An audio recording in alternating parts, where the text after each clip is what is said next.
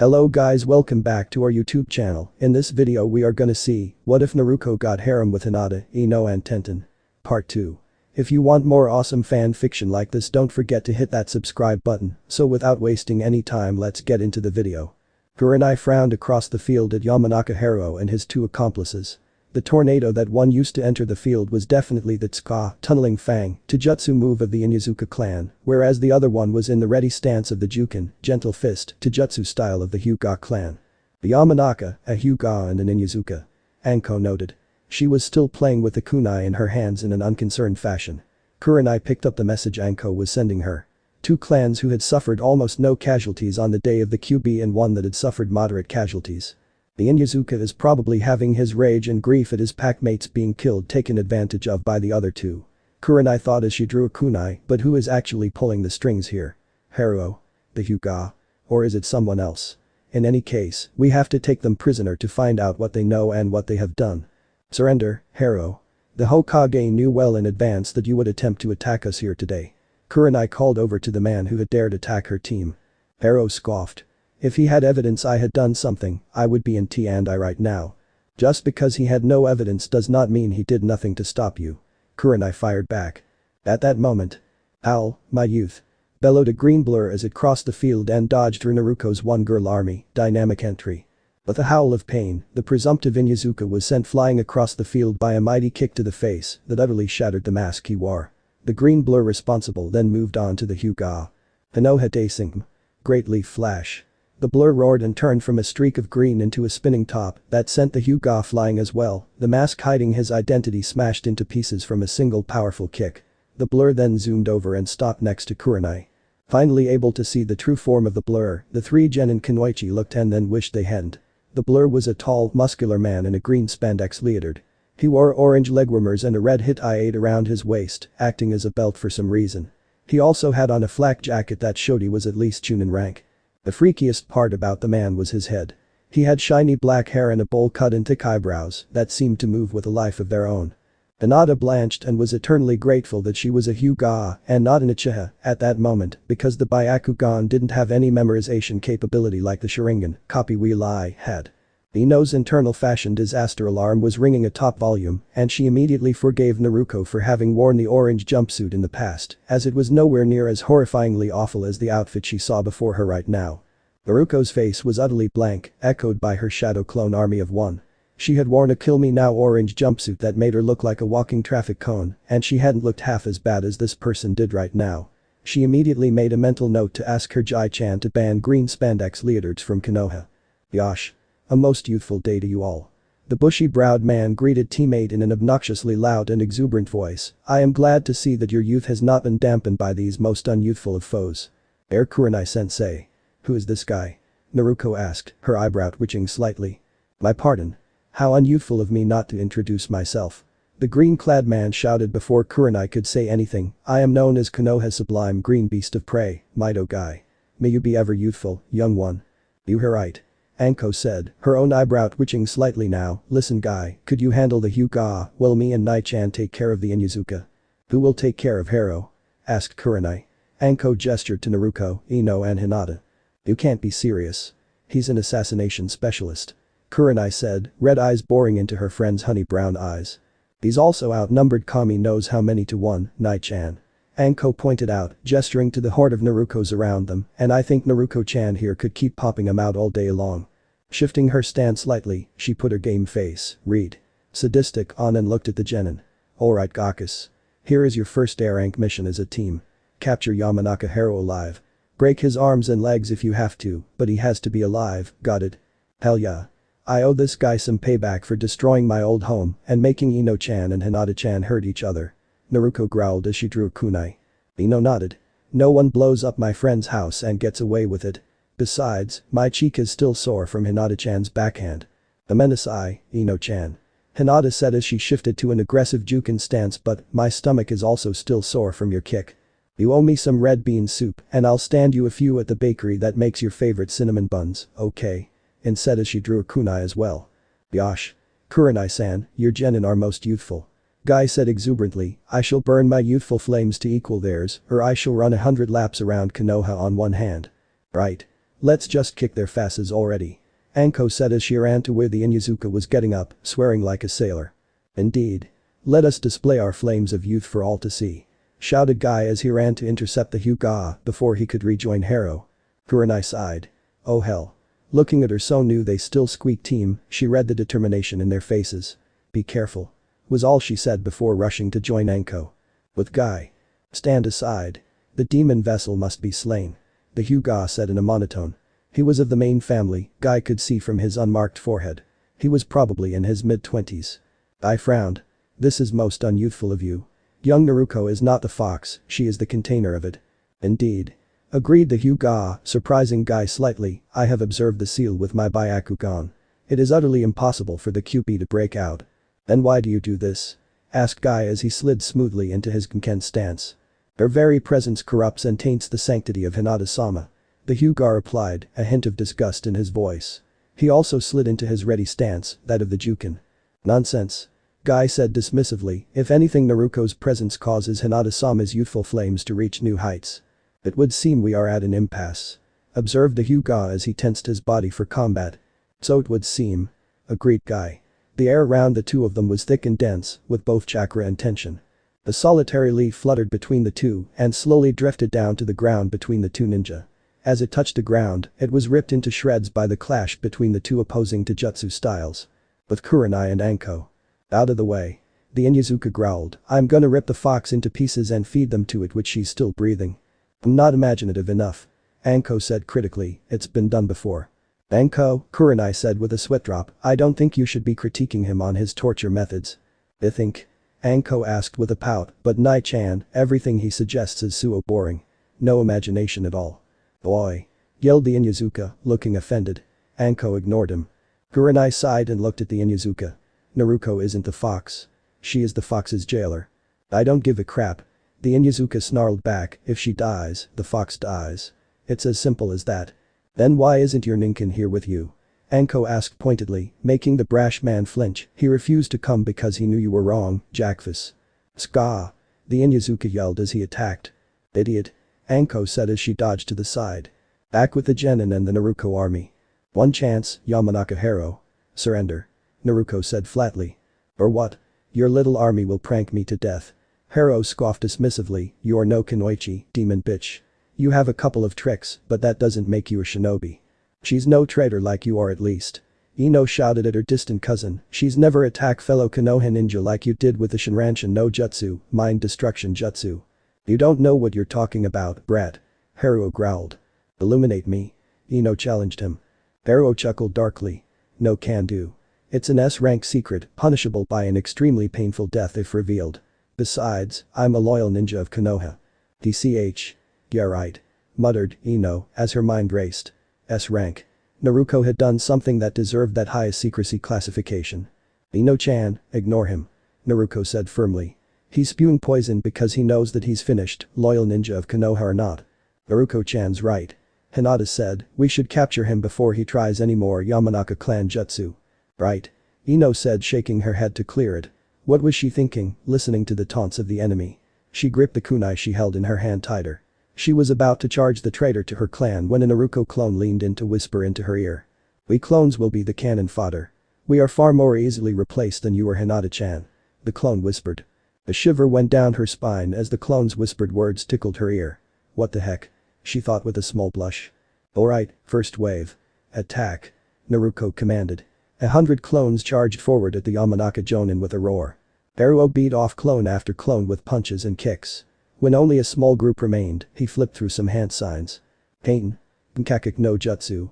Fire style. Grand Fireball Jutsu. He said as he raised his hand to his mouth and shot a fairly large ball of fire at the clones, destroying them. Naruko stood with her arms crossed and her head beeped to one side, watching the Jonin. Finally, she said, you know, for a Jonin, you aren't as fast as I would have thought. With Guy. The two combatants separated from their clash, the Hyuga being thrown back by a snap kick to the jaw, while Guy leapt back gracefully to land in his original pose again. Spitting out some blood, the Hyuga got to his feet, his eyes narrowed. Who are you? The Jukin is the supreme taijutsu style in all of Konoha, if not the world, yet you dodge my blows as if they were nothing. He said angrily. I am Mido Guy, the acknowledged taijutsu master of Konoha. Guy said seriously, I am also Jonin sensei to the Hyuga prodigy, Hyuga Niji, thus my knowledge of the Jukin surpasses that of any other non-Hyuga. The branch house whelp.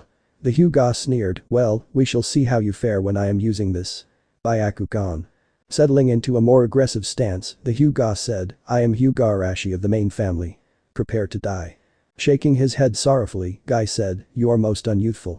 It seems I must beat some youth into you. Try if you can. The Hyuga said scornfully before the two blurred into motion once again. With Anko and Kurenai. When the Inyazuka stopped spinning and landed after his tsuka, Anko was ready with a favorite technique of hers. Senijashu. Striking shadow snakes. Anko hissed, thrusting her arm out.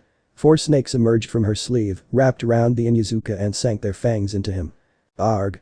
Snake whore. The Inyazuka snarled, tsuka. The desperation move worked, shredding the snakes into pieces, but ripped the wounds from the snake fangs open in the process. That's it. Keep moving.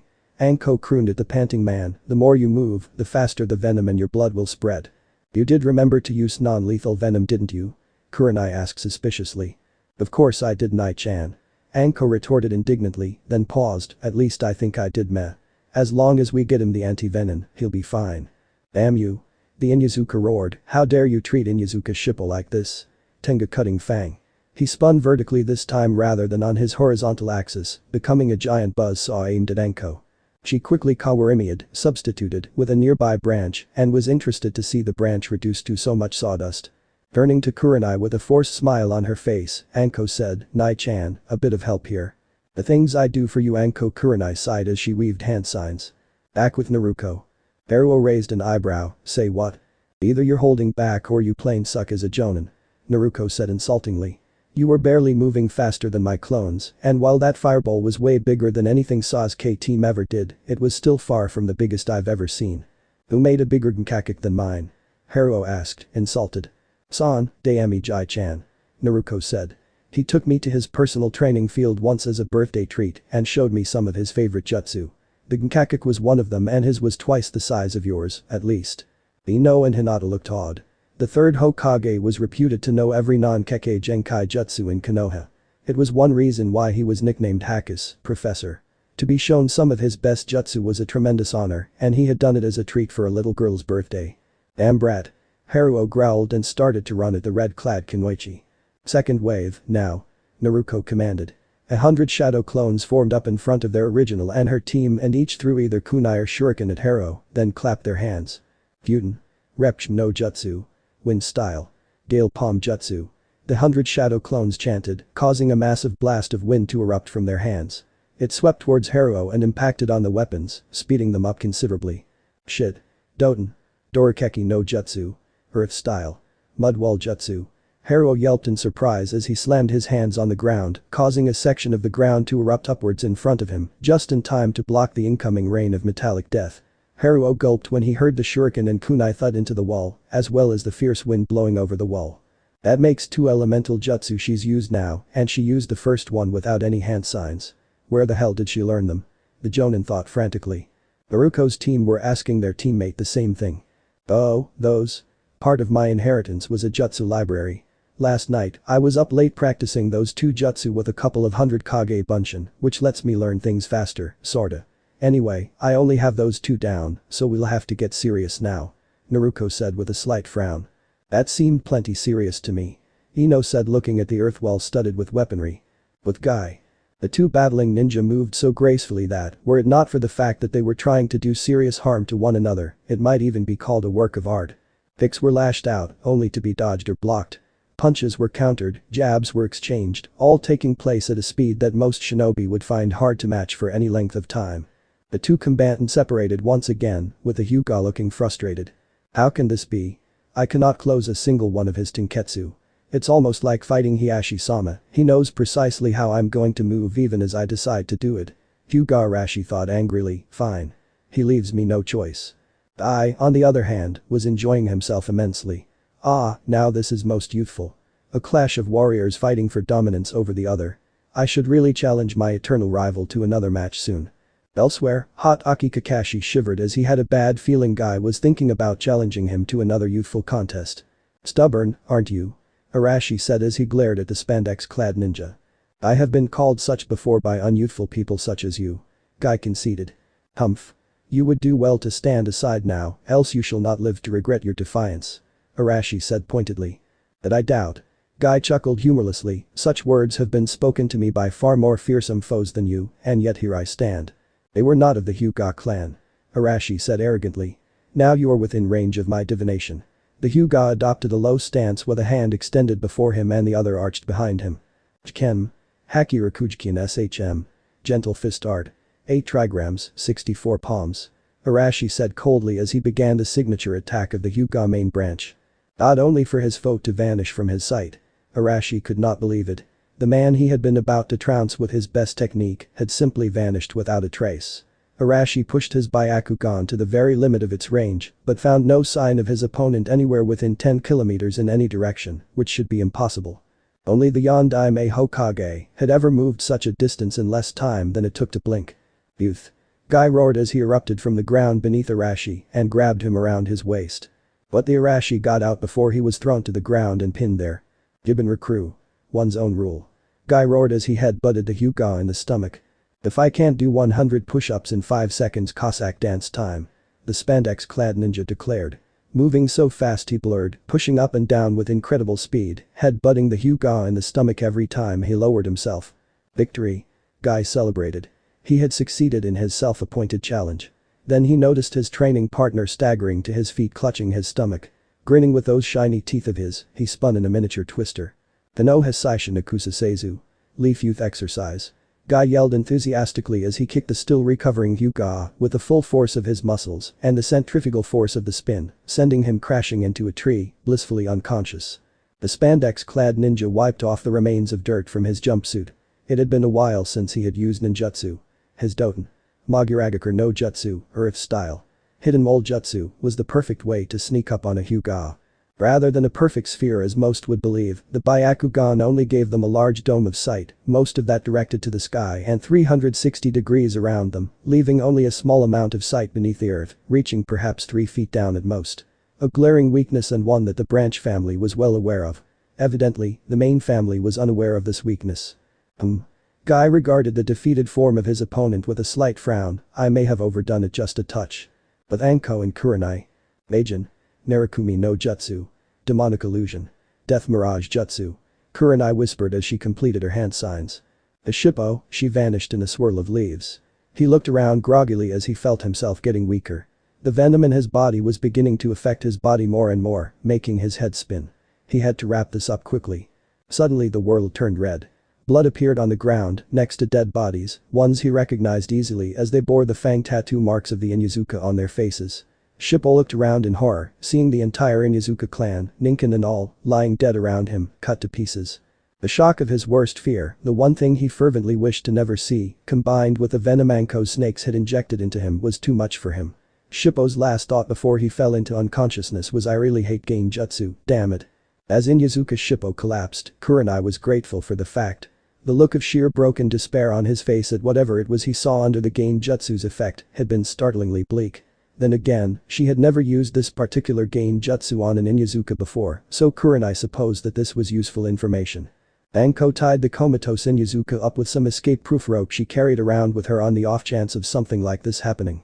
The T&I Kunoichi grinned at her friend. Boy, am I glad that you asked me to help with your Genin Nai-chan. I haven't had this much fun in a long time. Anko said with relish. Kurenai rolled her eyes. Only you would find being attacked by 2 Jonin and a Chunin with the intent of killing one of your students fun. Anko looked serious for a moment. I think they were going to try and kill all of us, Nai-chan. There's no way that the other 2 Gakas would stand by and let their friend's death go unavenged, and you and me would be right there next to him, you know that. Kurenai frowned and conceded the point to her friend. I suppose. She was interrupted by the incoming green blur that was Mido Guy. He appeared with his usual shiny grin and had a beaten and battered Hyuga in one hand. Hami, Guy, don't you think you went just a little overboard on him? Kurenai said as she massaged her temples to try to stave off the incipient headache she had. Guy smiled somewhat sheepishly and opened his mouth to say something when a howling gale of wind blew past the 3 Jonin, staggering them. What the hell was that? Asked Anko as she smoothed her ruffled trench coat back into its usual appearance. It came from where the children are fighting Hero. Kurenai said, worry in her voice. I am sure they are doing most youthfully well, Kurenai-san. Guy boomed in his nice guy pose, let us go and observe their youthful flames explode. Yeah, whatever. Anko said absently as she tied up the Hyuga. Not that the guy was going anywhere, as badly beaten as he was. He would need a quick trip to the hospital before he could be interrogated. But Naruto and friends. Haruo decided that enough was enough. The damn demon bitch had made him look stupid in the last 2 minutes and he was getting worried about his compatriots. He was neither as insular and arrogant as Arashi, nor as stupid and brash as Shippo. He knew who and what Mido Guy was. While he was confident in his own skill enough to face a freshly promoted Jonin and the Snake Whore at once, he was not stupid enough to face an elite Jonin on top of that.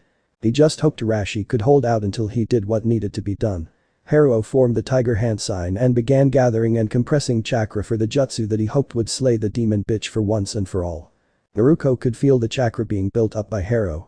There was so much of it that the hairs on the back of her neck were standing up. It wasn't anywhere near Kage level, but it was becoming dense enough that it made up for its lack of quantity with its quality. Take Hinata-chan and Ino-chan a safe distance away from here. Naruko ordered some of her clones, voice sharp with tension. No way. Ino protested, we're a team. We'll fight this guy together, Naruko. Ignoring Ino, Naruko looked at Hinata. Hinata-chan, what's that guy doing with his chakra? Hinata paused then said, Byakugan. And looked in the direction Haruo's Dorikeki was and gasped. He's concentrating his chakra in his lungs. I think it's fire-natured. That's why you need to get out of here. Naruko said to Ino urgently, but she could tell from the set of her jaw that the stubborn Yamanaka wouldn't budge willingly. Nodding to her shadow clones, Naruko turned away as Ino and Hinata were bodily picked up and carried away, despite their protests, by several of them. Just as the group of shadow clones reached the edge of the field, Haruo roared the name of his best jutsu as he used it. Pain. Gmurka no Jutsu. Fire style. Great Dragon Fire Jutsu. Came from behind the earth well before it was blown apart by an enormous ball of flame shaped like a snarling dragon. It sped at Naruko's location with impressive speed, burning the grass up to 3 meters away as it passed. The dragon burned through shadow clones as they attempted to block it until it finally reached where Naruko stood impassively, whereupon it exploded on contact with the earth, creating a huge blast that sent heat across the entire field. Naruko. Hinata and Ino screamed in horror at having witnessed their teammates burn to a crisp before them. Around them, the mass of Naruko clones dispersed in puffs of chakra smoke. The 3 Jonin watching were horrified at the sight of the pyre that was where Naruko once stood. Haruo, on the other hand, stood up shakily. He had used up far too much chakra using that Keiten jutsu and knew he would not get away. Nevertheless, it would be worth it. He had finally done it. Aha ha ha ha ha ha ha ha. Haruo laughed hysterically, I did it. The demon bitch is dead. Not even her bones remain. Ahahaha. Ino and Hinata charged at the man who so ruthlessly slain their teammate and even dared to insult her even in death. Ino tried to kick him, but Haruo caught her leg and threw her away dismissively. Hinata, who had instinctively activated her Byakugan in her rage, snarled out the traditional start of the Hyuga final move declaration that Arashi had used not 5 minutes ago, even as she assumed the same position he had. You're within range of my divination. Jkem. Haki Sanjkni Shm. Gentle fist art. 8 trigrams, 32 palms. Hinata growled out, making Haruo's eyes widen in surprise. According to the scuttlebutt around town, as well as Arashi, the Hyuga heiress was unskilled in the family art and had not been taught anything more than the basic katas as a result. Nishm. 2 palms. Yelled Hinata, striking at Haruo's forearms, sealing the Tenketsu. Yonshm. 4 palms. 2 more consecutive strikes across the chest. Hachishim. 8 palms. 4 strikes to the abdomen. Krokishim. 16 palms. 8 strikes to the upper legs and arms. Haki, Sanjkni Shm. 8 trigrams, 32 palms. Hinata screamed as she dealt the last 16 blows all across the man's body, the sheer force of the chakra blasting him back slightly. Damn. I can barely feel my arms and legs. I can't channel chakra at all. Haruo thought angrily as he fell to his knees. Hinata, panting at the effort, glared at Haruo. Why? Why did you kill her? She demanded harshly, tears flowing freely. Ino walked up beside her own eyes damp with tears, and put a comforting hand on her shoulder. She deserved to die. Haruo spat back, she killed my mother 12 years ago. She was just a baby then, you fool. Hinata screeched back, incensed by the man's seeming stupidity. She raised her hand to deliver the final blow when a loud screaming sound reached her ears. It sounded strangely familiar. Aig. Imganadi. Could be heard across the entire field, but Hinata couldn't see anyone. She jumped when Ino's hand suddenly tightened painfully on her shoulder. Look. The Yamanaka shouted as she pointed at the sky. Hinata whirled around and used the telescopic vision of her Byakugan to zoom in on a rapidly falling dot in the sky. Naruko? Hinata breathed hopefully. But Naruko. Uzumaki Naruko, albeit somewhat burnt and sooty, was perfectly fine. If you could call plummeting to her death from Kami knows how high in the sky fine. Yeah, I really got to work on my chakra control and on my impulsiveness before it kills me if I survive this, Naruko thought in a surprisingly calm way, even as she screamed her plentiful lungs out as she thought back to a couple of minutes ago. Flashback. Naruko had her arms crossed as she watched the incoming fireball that Yamanaka Hero had fired at her approach. She noted, almost distantly, that such was the heat of the Gmrika that her clones were being destroyed even as it touched them. Well, this is a pickle. Naruko thought clinically, none of my jutsu will work on this thing. Heck, the reption will just make it worse. It's way too fast and big to dodge either. What should I do here? Naruko frowned slightly before she had an idea. Wait. Jai-chan told me once that channeling chakra to your limbs makes them much stronger, but you need to have good chakra control, or you can rip your muscles and tendons apart. Weighing her choices for a split second, get burned to ash or possibly not be able to move for a while until the damn fox heals her up, Naruko chose the obvious one. Here goes nothing. She thought as the burning hot aura of the powerful jutsu washed over her. Waiting until the last possible second, Naruko squatted, channeled as much chakra to her legs as she could, and then jumped up with all her strength. She moved in a red blur that none of the others on the field saw as they had been focusing on the Gmrika before it impacted on where she had been standing. Her chakra was so disturbed by sudden shift that her clones were dispelled. She flew high up into the sky, out of the sensor bubble that detected all things coming into Konoha and up further into the sky. Her legs burned with pain beyond anything that Naruko had felt during her training, so she guessed that she had indeed damaged her muscles somewhat. That could wait until later. The more important thing right now was to stop going higher, or she might die once she came back to Earth.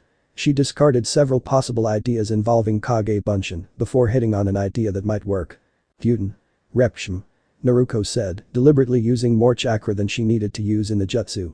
The result sent her falling back to Earth like a cannon shot. Aig. Imganadi. She screamed as the training field came into sight once again. Flashback end. Maybe I should have tried just the regular amount of chakra. Naruko thought as she fell further towards the field. Definitely something to think about if this happens again. Naruko peered at the field intently. Naruko's eyes, while not telescopic like the Byakugan, were still very sharp so she could see the field fairly well by this point, including the people in it. She focused on the amazing side of kind, gentle Hinata beat Hero up with a taijutsu move she had been struggling to learn in secret so she could impress her father. She screamed again and saw her teammates turn to look at her. She thought that they had been crying, which was sad. She was certain that Ino was going to kick her ass when she got down, maybe Hinata and Kurenai-sensei as well. Naruko's eyes widened as she saw Hero attempt to stand up. He was shaking off the effects of Hinata's Haki Sanjigni SHM already. That shouldn't be possible. It might not be as strong as the Rikujikin SHM, but the lesser version was still debilitating enough to disable a Jonin-level ninja for at least half an hour, or so Hinata said she had read in the scroll. Deciding that the how of the matter was unimportant for now, Naruko decided to take the bastard out before he tried to hurt her friends again. Making a pair of shadow clones, she had them throw her feet first at Hero, followed by a Futen. Reption to speed her up a bit. Ino, Hinata, move.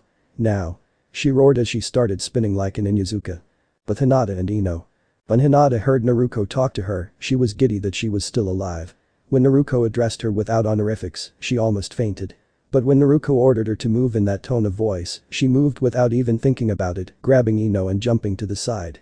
She saw Naruko start to spin in a similar fashion to the Inyazuka clan technique Tsuka and wondered why. Then Naruko's voice resonated over the field. Uzumaki Taijutsu Aogi. Uzumaki Tenkyaku. Uzumaki Taijutsu secret technique. Spiral heaven kick. Was heard by everyone just before the spinning form of Naruko slammed into its target Yamanaka Hero, who had just made it to his feet and drawn a kunai. Totally unprepared for the sudden impact, Hero was caught in the chest by the kick, which had had its power increased by the throw of the clones, the repshim and the spin, so it was not surprising that the man was sent flying back across the field to slam into a tree, which cracked under the impact. Naruko, on the other hand, had kicked off of Hero just before he slammed into the tree and had landed somewhat awkwardly on the ground. Panting with the exertion, she looked up as her other team members ran over, along with her two senseis and the weird man in spandex. Hey. Naruko said with a pained smile. Her legs were really sore right now. What the hell did you think you were doing? Ino shouted at her angrily, fresh tears falling from her eyes as relief made itself known. You damn well almost died. What were you thinking? But you should have run when I had told you. Naruko said bluntly, a grimace crossing her face as she tried and failed to stand up. If you'd moved as soon as I told you to, I would have been able to do something other than almost die there. Brat's got a point. Anko said offhandedly, in a battle, you should obey the leader without question. There was no leader. Ino protested shrilly. We're all genin. Naruko was the one to do almost all of the fighting and all of the strategy. Anko replied looking at Naruko, who was visibly trembling now, right, Gaki? I guess so. Naruko grunted as she gave up trying to stand and instead flopped on her behind. Her red trench coat was singed at the edge of the bottom, but not much further than that. I didn't really have an overall strategy other than beat 'em all to hell though. Doesn't matter, you were the leader. Anko said decisively as she turned to regard Ino with hard eyes, she told you to do something because she sensed the chakra build up for the mecha. She even had your teammate tell you that a dangerous jutsu was about to be launched at her, and you still refused to obey her, meaning she had to waste precious seconds to get you both to safety. Ino's face paled. But. No buts. Yes, the brat did something reckless and stupid, but you did something moronic. You let your pride rule in the middle of a battle. Anko said mercilessly. Her and I walked over from where she had been securing Harrow. Alright, that's enough, all of you. We can continue this at a later time. For now, we need to get these 3 traitors to holding cells and these 3 genin to hospital. Naruko paled more than Ino. Oh no, not hospital. She whined, I hate it there. Then you can consider it punishment for doing whatever it is you did that damaged your legs to the point you can barely move. Kurenai told her bluntly. I shall take our most unyouthful prisoners to the Anbu. Guy said, doing his nice guy pose yet again, and Naruko I shall come to talk to you about that most youthful attack you just performed. You truly are full of the flames of youth. With those words, he vanished in a shunshin, taking with him the 3 trussed-up ninja and leaving behind one horrified Uzumaki Naruko. Arg. She yelled, hospital and Mr. Super Bushy Brows. Someone kill me now. The pouting blonde lay on the hospital bed. Naruko wanted to go home, damn it, but the damn doctors would not let her until her Jai-chan had a word with her, and he was late. Her legs had stopped burning over an hour ago. Naruko had always hated the hospital ever since a nurse had tried to poison her when she was 4. She had survived because of her strong immune system and healing factor, or so she had been told at the time. Now she knew it was the QB's influence purging the poison from her system or something. She was just about to try to escape when the door opened and her Jai-chan stepped through the door, making Naruko's face light up. Finally, she could escape the hell that was hospital. Jai-chan. She called, sitting up in bed. Sarutobi had to smile at her obvious relief at seeing him, as she knew she could only leave after talking with him. Well Naruko-chan, it seems that you have a habit of rooting out dissenters and traitors. Sarutobi said as he sat in the chair next to the bed with a sigh. Naruko grinned in embarrassment as she chuckled. I don't mean to, Jai-chan. They just come crawling out of the woodwork. Sarutobi chuckled. Evidently. His face then became serious. Naruko, I will not push you, but I believe you should consider telling your teammates about your burden. Naruko paled at this suggestion. What?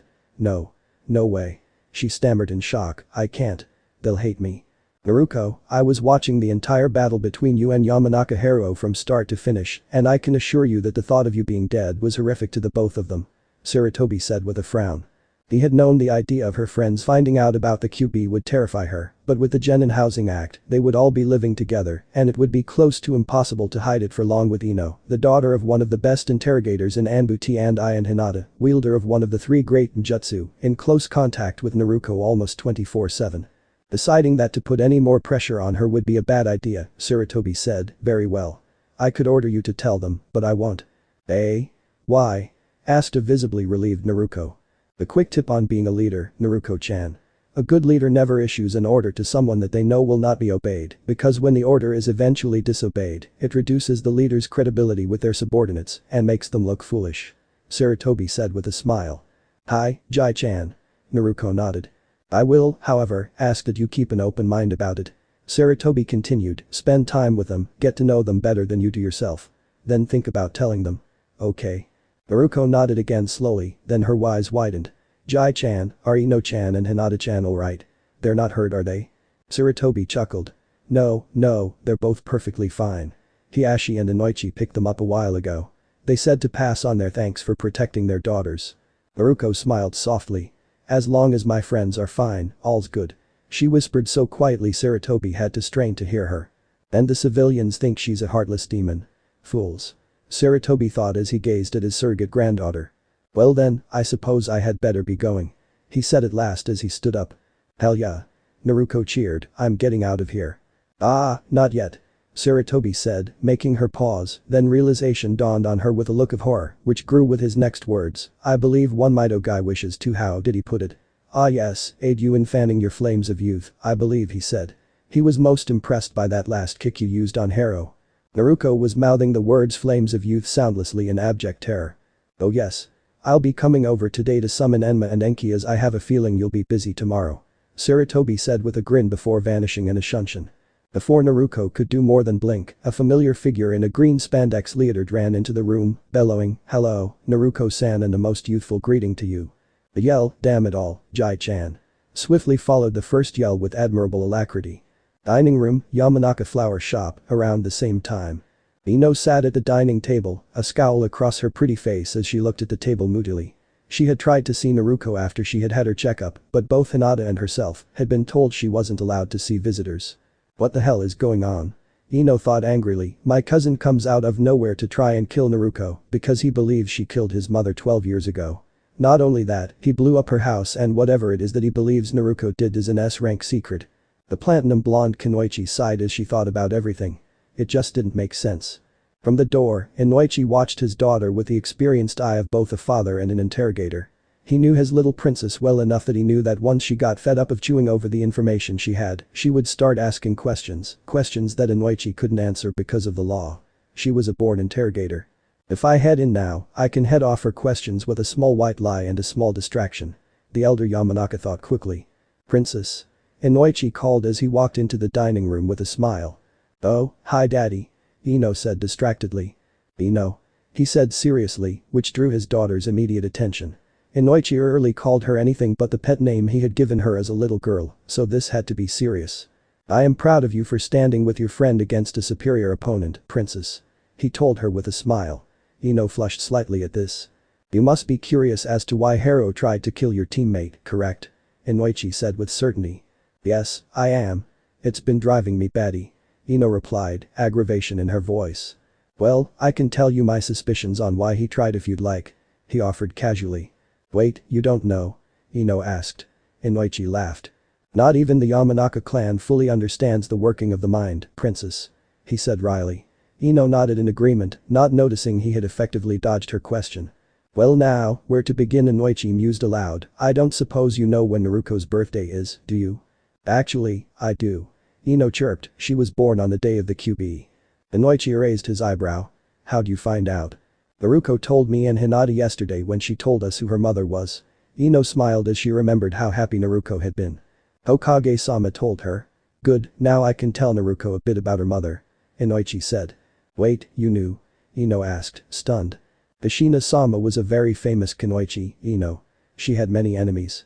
Powerful, dangerous enemies who wouldn't think twice about harming a little girl as an act of revenge by proxy. Naruko needed to be protected from that until she could protect herself. Inoichi told his daughter, who looked disgusted at the thought of people who would do such a thing to a defenseless baby. Anyway, because of the day she was born on, a lot of people believe that Naruko is the QP reborn. Hero is one of them. Inoichi said in a carefully neutral tone. What? Ino said, dumbfounded, that has to be among the most stupid and ridiculous thing I have ever heard. People really believe that rubbish? Sadly, yes. The QB slew so many people and caused so much destruction that the hatred caused by it, even with its defeat, needed to be directed somewhere. Inoichi said, who better, to their minds, than the only child born that day. It's still stupid. Ino muttered. I agree. Inoichi said, but I don't think you should talk to Naruko about this unless she brings it up herself. It's a very sensitive topic for her. Got it? Thanks daddy. Ino said with a smile. No problem princess. Inoichi replied with a smile, now, I heard that Hero used the Shinranshin no Jutsu on you. Yeah, I had to fight my friends. It sucked. Ino said, glowering at the memory. How'd you like to learn it? Inoichi asked with a grin. Ino returned his grin. I'd like that a lot, daddy.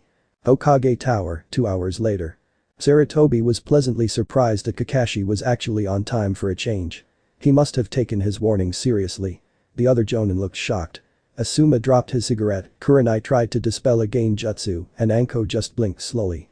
Deciding to give Kakashi a bit of space, Sarutobi cleared his throat and began to speak, alright, now we are all here, give me your reports on your genin teams please. Team 1 failed. Team 2 failed. Team 3 failed. Team 4 failed. Team 5 failed. Team 6 passed," said the sickly Jackmate. Sarutobi raised an eyebrow. "Really? An all-civilian team passed?" Heiei coughed. "Hi, Hokage-sama. My team, comprised of Mitsurami, KKFK Kasumi and Hanyafuki, all passed the assigned test." "I see," Sarutobi mused, "as they are all civilians, they are prohibited from taking part in the Chunin selection exams for the period of a year at the very least." "Understood." "Hi. They passed through Ami's force of will more than anything else, so it'll take a while to beat them into shape," Heiei said with another cough. "Good. Kakashi," Sarutobi said. "Team 7 passes barely," Kakashi said lazily. This elicited the room to blink almost as one. "Indeed?" Sarutobi asked. "They failed the main part of the test, but passed the second layer with some difficulty." Kakashi elaborated, "The Uchiha is more of an arrogant brat than I thought and almost made them fail. They will need some serious team-building exercises before I consider them ready for more serious training." "Don't teach team-building to the exclusion of all else, Kakashi," Sarutobi warned, "individual skills are just as important as teamwork." "Hi Hokage-sama, I will give your advice due consideration," Kakashi said monotonously. The third Hokage twitched at this blatant brush off, but let it go. "Kurenai. Team 8 passes with flying colors," Kurenai said with pride and Anko grinned as well. "The Gakas have talent. The Yamanaka needs to be defangirled before she'll be of much use, but the other two can carry her dead weight until Nai-chan and I beat some sense into her, which shouldn't take all that long." Sarutobi hid a smirk. "So noted. Asuma. Team 10 passes." His son said lazily. Shino and Shikamaru figured the test out in less than a minute and Choji trusted Shikamaru enough to follow his orders. "Very good." Sarutobi said. "Kakashi, Kurenai, Anko, Asuma, you 4 stay behind. The rest of you are dismissed. Hey, be here at midday tomorrow, along with your team." Once the room had emptied somewhat, Sarutobi settled back in his chair with a sigh. Kurenai, brief Kakashi and Asuma on what occurred at Training Ground 8 earlier today.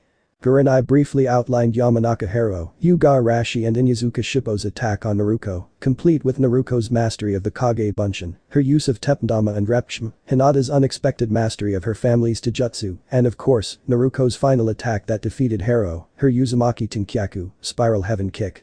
"You're kidding me?" Asuma asked in disbelief. She mastered a Suiton Jutsu, albeit a basic one, to the point that she used it seamlessly in one day. "That's the part that astonishes you?" Kakashi asked, in a bored voice. "I find the fact that she used the ninjutsu that the Nidaime created but couldn't use worthy of astonishment." Asuma waved his hand dismissively. "She can do that because of the ludicrous chakra reserves the QB gives her by hosting it. Mastering a jutsu, on the other hand. Regarding that, Yamino Iruka came to me last night to inform me that Naruko sent a shadow clone to him with questions regarding the Kage Bunshin no Jutsu. Evidently, she used that little lesson to her advantage," Sarutobi said with a proud smile. Realization dawned on the Jonin. Of course. Because shadow clones send their original all of their memories, they make the perfect training tools for Naruko. Kurenai exclaimed with wide eyes. Then she frowned. "I'm not sure I like my student going to another teacher for advice," she said. "Iruka-kun is the only teacher who hasn't sabotaged Naruko's education, Kurenai," Sarutobi pointed out. "She regards him as one of the more trustworthy people in her life, as something similar to a brother or father, and she has known him a lot longer than you, so it's quite natural that she would turn to him for advice." "Point, Nai-chan," Anko remarked. Kurenai scowled, but nodded in acceptance. Anko grinned. "I wanna know when she thought up that kick though." Guy said the Taijutsu part was mixing his own dynamic entry with the Inyazuka's Tsuka. "I dunno about the Tsuka, but I know she only saw Guy's move once. She thought it up on pure instinct, I'll wager." Sarutobi replied. "Naruko is very much like her mother in that she learns best by doing rather than being told, a trait that is further increased when she is under pressure. Right before she used the what was it again yes Uzumaki Tenkyaku, she saw Haro try to get up with her friends right in front of him. That meant to Naruko that she had to do something to protect her friends. I doubt she really thought about what she was doing. As for the name, I recall telling her once about Tsunade's Tenkyaku, Heaven Kick of Pain. All the Jonin winced at the name of that technique. Tsunade of the Sannin used it mostly to intimidate debt collectors. Anyone who was actually hit with it was almost certain to die, as it used Tsunade's chakra-enhanced strength. Well, at least we know her chakra control is never likely to reach the level required for Tsunade's fighting style," Kakashi said lackadaisically as he pulled out his little orange book and opened it. "There is that." Kurenai conceded, "But unless you put that book of smut away hot Aki, I will make sure to place a game jutsu on you that will make you look like Guy." Kakashi's head snapped up at her in shocked horror. You wouldn't. Try me. Kurenai replied seriously. Kakashi grumbled but stowed his book in his weapon pouch. By the way Dad, I'm curious. Asuma said looking at his father curiously, why are the teams this year so unusual? An all-male ninja team, an all-kunoichi team you even split up the Ino Shikacho. Because, Asuma, the initial list was a recipe for disaster. Sarutobi replied, Naruko would have been on Team 7, Kiba, Hinata and Shino on Team 8, and the Ino Shikacho would have been with you, Asuma. As I recall, those are the teams we requested in the first place. Kakashi pointed out. True, but you all thought in terms of skill and not personalities. Sarutobi replied, Naruko despises the Uchiha clan because of the attack on her when she was 7. She would have handed in her headband rather than remain on Sasuke's team. Kiba has no respect for Kunoichi, despite his mother and sister being powerful ones, so he would have scared Hinata and angered Kurenai. Ino, on the other hand, would have hated to have been in a team under you Asuma because you really are too lazy, which is why you requested the Ino Shikacho in the first place. She would have nagged Choji and Shikamaru to train, and you would maybe send her off with a jutsu to learn after a whole lot of persuasion on Ino's part while you play Shingai with Shikamaru and Choji 8. Maybe the occasional team building exercise, but you would have told them to focus on learning their clan jutsu, meaning Ino would have been frustrated at almost every training session. Sarutobi paused to light his pipe, ignoring his son's indignant face, before he continued. A pretty similar thing would have happened with Naruko under you Asuma and Kakashi as well. So then, I thought about it, especially after I saw how Naruko mastered a B rank in jutsu in 2 hours. She needed someone to teach her the basics in chakra control, someone who wasn't lazy and wouldn't be 3 hours late, which meant Kurenai. He explained. Alright, I'll give you that, but I'm not that lazy. Asuma protested. We'll discuss that later. Sarutobi said in a quelling fashion, so then, if Naruko was to be on a team with Kurenai, who to put with her? Hinata was a given, both for Naruko's sake and for her own. That bore fruit this morning, as you heard. Sakura would have made a good choice, but I decided on Ino for similar reasons to Naruko. As to the others, I placed Kiba on Team 7 in the hope some of his pack mentality would rub off on the Uchiha and Shino with Shikamaru and Choji, because he can get on with practically anybody. Sarutobi finished, looking between the 4 jonin. Now, we have to discuss the moving of the genin into their new homes, tomorrow Sarutobi said as he puffed on his pipe. The jonin relaxed at the change in topic, and by the time the meeting was over, any ruffled feathers were soothed. Around the same time. Hyuga Hitomi's private garden, Hyuga main house area, Hyuga clan compound. Hinata sighed as she trimmed the bush in front of her. Taking care of her mother's garden was something she had done since she was old enough to do it without the assistance of a gardener. It was one of the things that relaxed her in the tense and strict Hyuga compound. Hinata. A voice called for her attention and she stood and turned to see her father standing at the entrance to the house. Yes, Otu-san? Hinata asked nervously. Her father had not said anything since picking her up from the hospital, so she was worried he was about to castigate her for some reason. It is my understanding from your Jonin-sensei that you used a Haki Sanjigni SHM against Yamanaka Hero. He stated, I find this odd as I have not taught you that technique yet. Explain. I found a scroll in Akasen's bonsai workroom that detailed it. Hinata replied, the pressure from her father's question making her stutter worse. I was hoping to surprise you once I mastered it. The Ashi regarded his daughter with well-concealed shock. She had been in Hitomi's room. No, more to the point, his wife had kept a scroll on one of the 3 main family attack techniques in her bonsai workroom. The 3 main family Jukin attack techniques, the Haki Sanjigni SHM, Haki Rakujikin SHM and Haki Hyakunijkachi SHM, 8 trigrams 128 palms, were taught to only the best and most promising in each generation of the Hyuga clan, and only when their teacher thought them ready to learn them. Hitomi had never learned any of the techniques because, while skilled at the Jukin, she had not been a combat ninja. The Ashi found his voice again. Where in the workroom was it? Ah no, it was in a hidden drawer that I found when I was looking for Akasen's notes on treating greenfly last year. Hinata replied. I see, come. I shall see your skill with the technique to see if you are worthy of using it. Hiashi said as he turned and led her towards the dojo. Hinata followed him, trembling. He would punish her if she could not use it well, she just knew it. She hoped she would not have to use the technique on her little sister. Hinata could not bear the thought of hurting the last gift her mother had left them in Hanabi.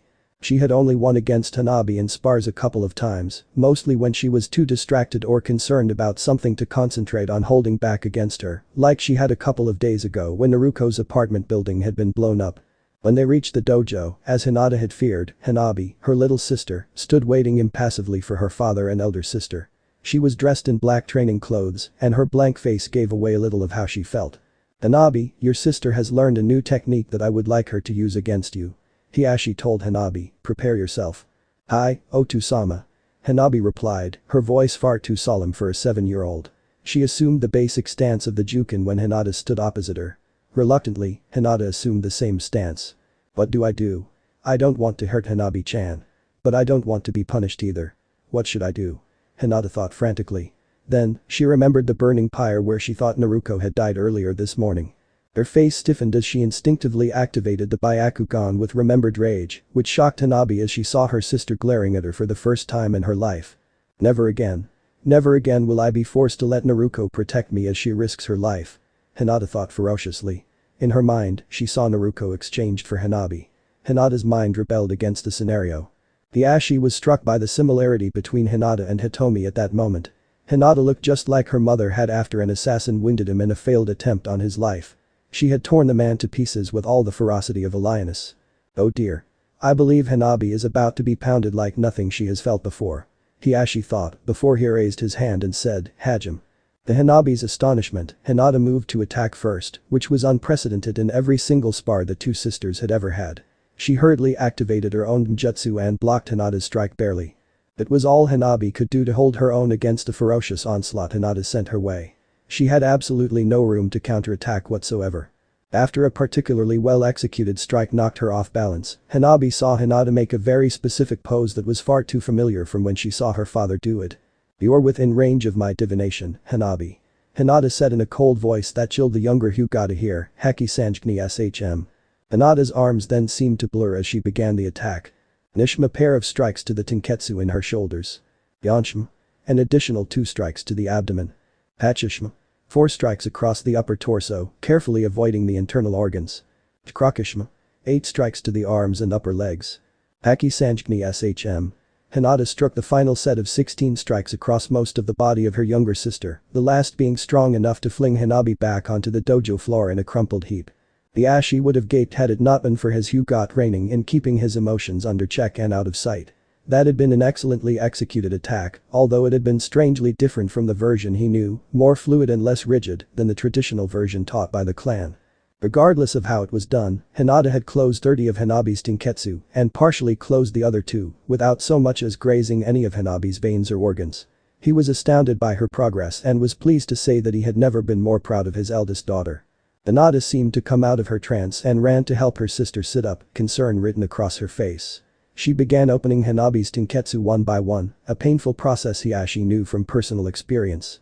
"But when Isama," Hanabi said, slightly stunned by her defeat, "the second in 3 days, how did you get so strong?" Hinata looked at her sister kindly. "This morning, I almost lost one of my friends to an exceptionally stupid person who blamed her for something she could not have possibly done. The thought of losing her was what motivated me. I will become strong enough that I can fight alongside her and help her, rather than be protected by her like this morning. I always held back when fighting you because you are my Amato, my sister. The idea of hurting you is repugnant to me, so I held back and let you win a lot of the time. I knew that this would almost guarantee that I would be branded with the cage bird seal, but I did not care. As long as you were safe, what happened to me was immaterial." Hanabi's eyes were wet with tears as she listened to her elder sister tell her that she was willing to become what was basically a slave in order to protect her. Hiashi's eyes were not exactly dry either as he listened. "But I realize now that sometimes, protecting someone requires that they get hurt in the process," Hinata said as she looked at Hanabi square in the eyes. "I will now fight you with all I have in our sparring sessions, so you get as strong as you can as fast as you can. I am unsuited for Jukin. It feels wrong for me to use, so you will be the heiress and I will be sealed. But one Isama," Hanabi said tearfully before a finger went over her mouth. "By choice, Hanabi-chan," Hinata said softly, "mine and no one else's. Just promise me that you'll treat me right once I'm sealed. You might be married out of the clan," Hanabi said desperately. Hinata shook her head. "Unlikely. And even if I was, I'd still be branded with the sleeping bird seal, so my children wouldn't receive the Byakugan." Hiashi decided to intervene at this point. He had a plan in motion that would hopefully free Hinata of her burden should she be chosen to be sealed, so he had to get them out of this little rut they were in. "Hinata. Hanabi." He spoke evenly. Both of his daughters jumped. It was self-evident that they had forgotten he had been there the entire time, so engrossed they had been with their conversation. "Hinata, that was an excellent sparring session. Although the technique you used is subtly different from what I use." Hiashi said, I would like to see the scroll that you used as a reference for learning it. Seeing Hinata nod in acquiescence, he then addressed his youngest child. Hanabi, I am glad to see that you now realize how much your sister cares for you. I realized the first time she lost precisely what she was planning, and, while unhappy she would condemn herself to such a fate, the clan laws are clear in this regard. One of you must be sealed by, at the very latest, Hinata's 16th birthday. Seeing the sisters instinctively tighten their grip on one another protectively, Hiashi smiled openly. Have no fear, my daughters. I have a plan. Trust me and I shall hopefully be able to either stall the branding indefinitely or prevent it altogether. The looks of hope dawning across the faces of his daughters' faces felt like a million ryo for Hiashi. Later that afternoon. Former Toji clan home, clan residential district.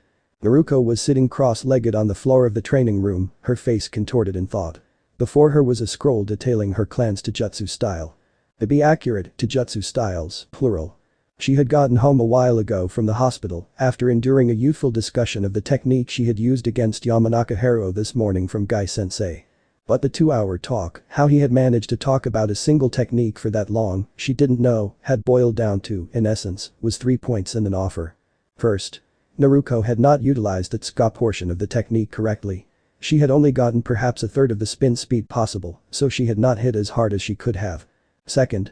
Her body required more strength, endurance and stamina in order to use the technique without repercussions.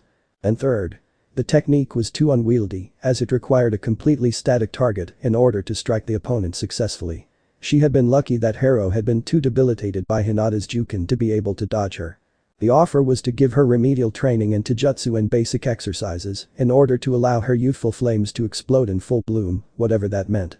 When she had pointed out that she already had a Jonin sensei, Gai-sensei had assured her that he would arrange things with Kurenai sensei. Slightly assured by that, she had accepted, contingent on Kurenai sensei's acceptance of the matter. Gai had made what could only be described as a nice guy pose and zoomed off in a green blur. When she had returned to her new home after a quick trip and 12 bowls of ramen to Ichiraku, she had sought out her family scrolls so she could begin her retraining immediately. Unfortunately, she had discovered that, once she unsealed them, the Taijutsu scrolls were in a jumbled mess. She guessed that the main priority had been packing them away as fast as possible, rather than in any particular order. She had finally gotten them into some degree of order and had found the scroll index. What she had found confused her somewhat. There weren't just her clan's scrolls, there was at least one scroll from every clan in Uzumaki. She separated her own clan scrolls from the others for the moment and focused on the Uzumaki scrolls. The Uzumaki clan did indeed have its own Taijutsu style. Unfortunately, it was split into 3 tiers, all of which warned that one must master the basic style first before one attempted to learn the Uzumaki Taijutsu style, Uzumaki Karaken, Whirlpool Vortex style. Frustrated, Naruko had scoured the index for what this basic style was called. After much searching, she discovered that it was called the Ushio-ken, Tied Fist style, and had been the equivalent of the Konoha Academy's Hokage, Leaf Shadow, style in Uzumaki. That brought her to this point. She was in the middle of reading the details of the basic stances and katas of the style, which seemed a whole lot more sensible than Konoha's basic Taijutsu. The Konoha Hokage style was neutral, favoring neither offense or defense over the other. Rather, its main feature was that it was easy to learn and use as a base for learning more advanced Taijutsu styles. Graduates of the academy generally only used Hokage style until they found a better style to learn. Ushio-ken, on the other hand, was a solid style in and of itself. An offense-oriented style, it relied on swift, decisive strikes to finish the foe as fast as possible, operating under the premise that attack was the best defense. It made sense to Naruko. Why bother sending genin out with a substandard Taijutsu style that wouldn't stand up to any ninja with any sort of combat experience when you can give them a solid foundation to begin with? Right. Naruko muttered as she stood up, eyes still locked on the scroll in her hands. A cough coming from immediately behind her made her almost levitate. Whirling around, she saw that it was a smirking third Hokage. Jai-chan, don't scare me like that. Naruko said irritably as she rolled up the scroll in her hands and stuck it in a scroll pocket in the underside of her trench coat. Tsurutobi chuckled. Sorry, Naruko-chan. When I came in you were just so intent on reading that I decided to wait until you finished reading to interrupt your studying. Naruko sighed. Fair enough. Hold on a sec. Kage Bunshin no Jutsu. An entire army of Narukos spread out among the house. Alright you lot. Naruko called, spread out across the grounds and practice the stances and katas. Some of you take perimeter patrol, and some of you get to work on reading those indexes. I do not want to have to play archivist every time I have to look something up. Move out. Yes ma'am. The horde of Naruko said as they scattered, soon leaving Sarutobi and Naruko alone in the house once again. Which style are you learning? Sarutobi inquired curiously. The Uchiha Ken. Naruko replied, my family's Taijutsu style can't be learned without learning that style first. Ah yes. I had forgotten Kushina telling me that. Sarutobi nodded sagely. Naruko's eye twitched a bit before she brightened. Oh, Jai-chan, what do you think of my new outfit? She twirled around. Very nice Naruko-chan. Sarutobi said with a smile, but what about your clan symbol? The place I went to, not a local business, thank Kami said they'd put it on the back and left sleeve of 10 copies of my outfit they'd have made up for tomorrow. This'll do for now though. Naruko replied. That's good. Sarutobi said with a smile. I remember your mother's outfit as a genin was a kimono-style blouse with a black obi, a black skirt, thigh-high stockings and black sandals. It suited her quite well. Naruko smiled at this new tidbit about her mother before she remembered the letter. Jai-chan, I found a letter from my mother. Sarutobi's eyes widened as he looked at Naruko in concern. You should probably read it too. Naruko said as she led him to her bedroom. Picking up the letter, she handed it to the Hokage, who accepted it with a grave air. Sarutobi unfolded the letter and read it, smiling when a particularly Kushina-like line sprung out at him, wincing when he reached the line about what Naruko should do if she didn't know about the QB before reading the letter, and quietly thanked Kami that he had planned on telling her about her status as a Jinchuruki when she passed the Genin exam anyway. Rather than Chunin as Kushina had initially suggested. When he reached the part about Uwako, he let out a shuddering breath as he remembered her no-nonsense and direct manner. Kami, he missed her so much. He finished reading the letter, noting the advice Kushina gave Naruko with considerable interest. Thank you, Naruko-chan. He said as he handed the precious letter back to Naruko with a nod. I suppose you want to know what happened. Yup. Naruko said, I read that part over and over. Teams of Anbu and the Nidaime Hokage on standby, one of the best midwives in the elemental nations, a secret hidden location with a powerful Kekai. What the hell could have gotten past all that? I wish we knew. Replied Sarutobi sadly, after the QB was sealed, we went over the birthing chamber with a fine-toothed comb. Bawako, the other mednins, the Anbu guards all dead from a single killing strike each. Someone was able to bypass the Kekai, kill almost every living thing in the chamber, and make off with Kushina to break the QB out, right out from under the nose of Konoha's yellow flash, without suffering a single wound in the process. Naruko gaped. That shouldn't have been possible. Anbu are the best of the best. Even if they were all killed, the bastard should have at least a few wounds. And Yondaime-sama was the fastest Hokage ever. True. Sarutobi agreed, but I think we both have to agree that the person responsible would have to be incredibly powerful to do all of the above in the first place, so I'm afraid it is in the realm of possibility. If I ever find out who's responsible for my mother being killed, I'll roast his nut slowly over a fire. Naruko said darkly. I'll be happy to give you a hand. Sarutobi assured her with a predatory grin that his surrogate granddaughter returned. Now then, do you want to find out what your gauntlet can do? Sarutobi asked once the two of them had dealt with their dark impulses and made their way to the living room. Hell yeah. Naruko chirped in reply, it's been bugging me ever since I finished the damn thing. Well then, let's bring Enma and Enki here. Sarutobi said. Biting his thumbs just enough to draw blood, Sarutobi weaved hand signs. Guchius no jutsu Sarutanya. Enki. Enkm. Enma. Sarutobi declared as he slammed his hands on the ground. In two plumes of smoke, the familiar forms of the Monkey King and one of his master blacksmiths appeared. Hiruzen. You're a day early. Enma said gruffly. I just passed my genin test this morning, Enma-sama. Naruko said, the guy who blew up my old home tried to kill me in person just after that, so Jai-chan thinks it would be a good idea for me to know how to use the Nkgo-T just in case. Enki looked at Naruko for a moment before shaking his head. The humans in your village are as dumb as rocks, Hiruzen. I have trouble refuting that sometimes.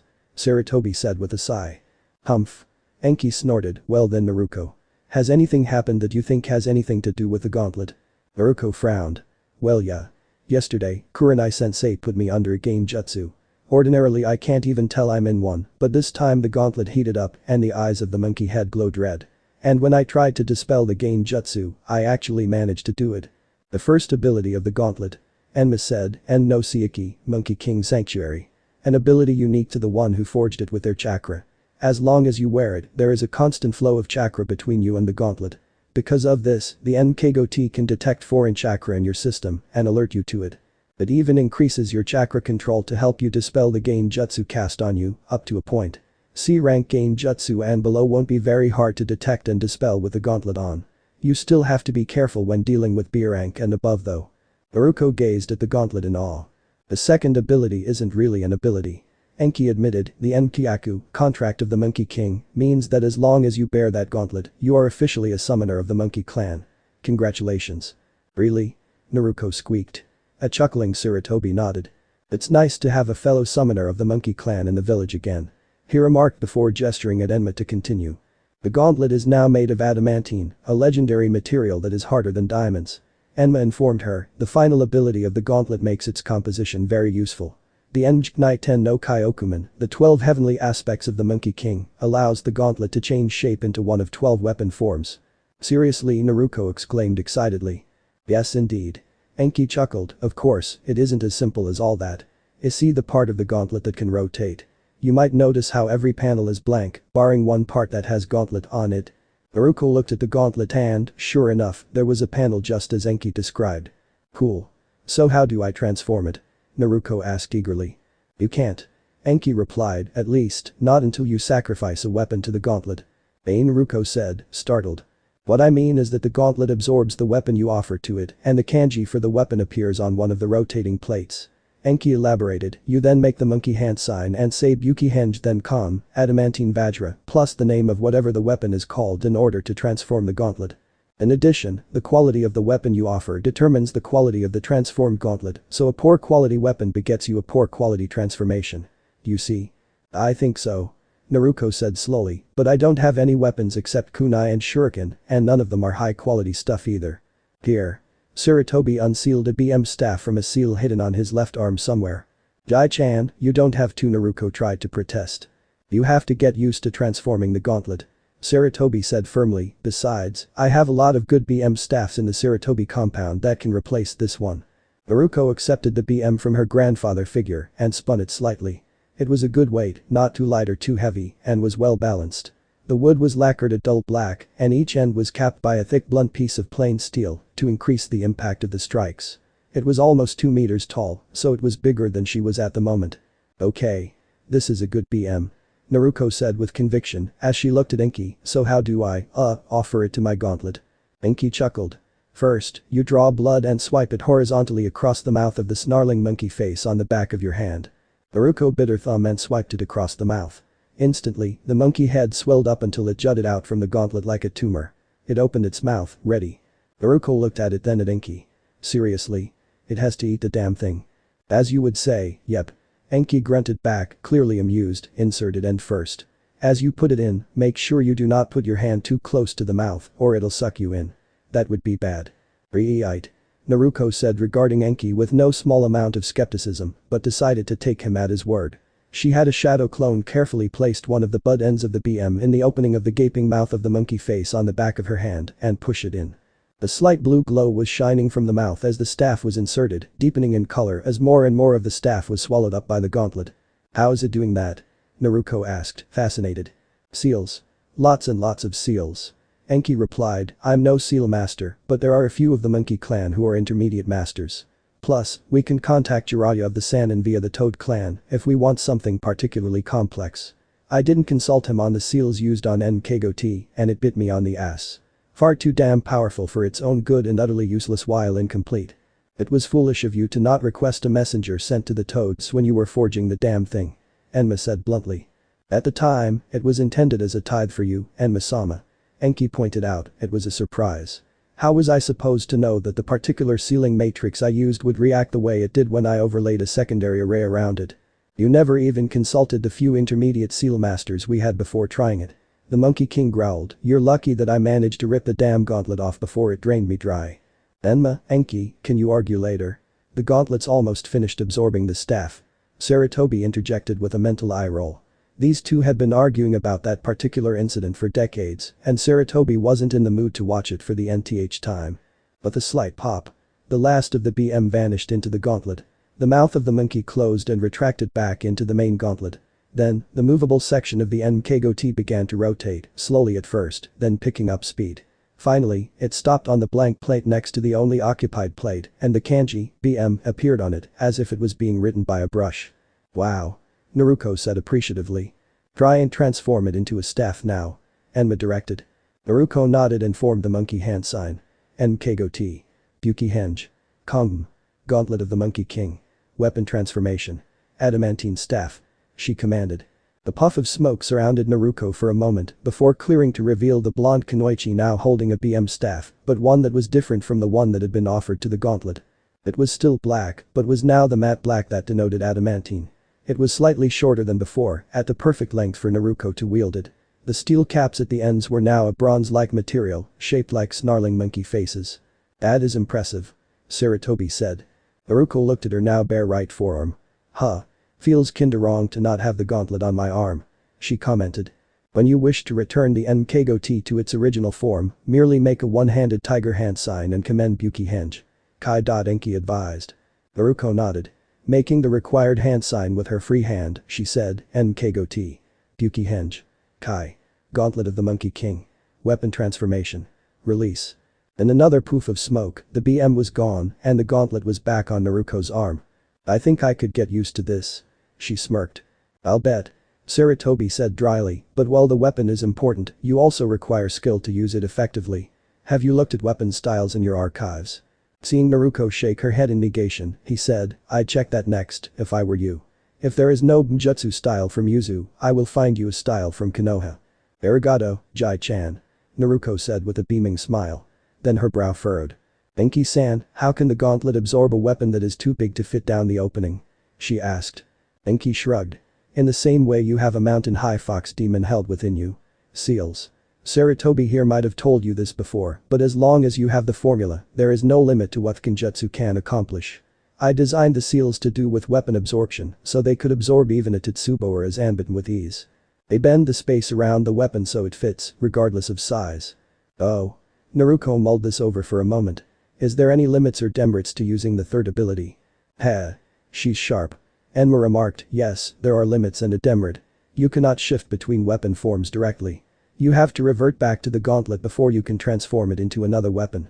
In addition, you can only transform the gauntlet 3 times in a single hour, not including cancelling the transformations, then it must rest for at least half an hour. Finally, the demerit. When wielding Nkgo-T in a weapon form, you are bereft of the En-no-Seiki ability. You have to choose between offense and defense." "I can work with those conditions," Naruko said confidently. "Naruko-chan, I would like it if you could avoid using your summoning abilities for as long as you can," Sarutobi said, seriously, "otherwise there will be moan and complaints of favoritism from the civilians, and maybe even a few grumbles from the shinobi forces. Wait a few months and I can say I let you sign the monkey contract as a reward for a mission well done." Naruko contorted her face a bit at this. She may have matured a bit since graduating, but she had been seeking acknowledgement from people for 7 long years, and that much ingrained habit did not just vanish with the wind. Reluctantly, she nodded. "I would use it if my teammates' lives are in danger, Jai-chan." "That is an honorable stipulation, Naruko-chan, and I accept it without reservation," Sarutobi replied solemnly. "Hiruzen, now that we have explained everything to the new summoner, Enki and myself should be going." Enma said gruffly, "I shall hopefully see you again soon, Naruko."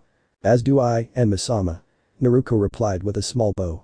With a couple of puffs of smoke, the monkey summons disappeared back to their own realm, leaving the humans alone once again.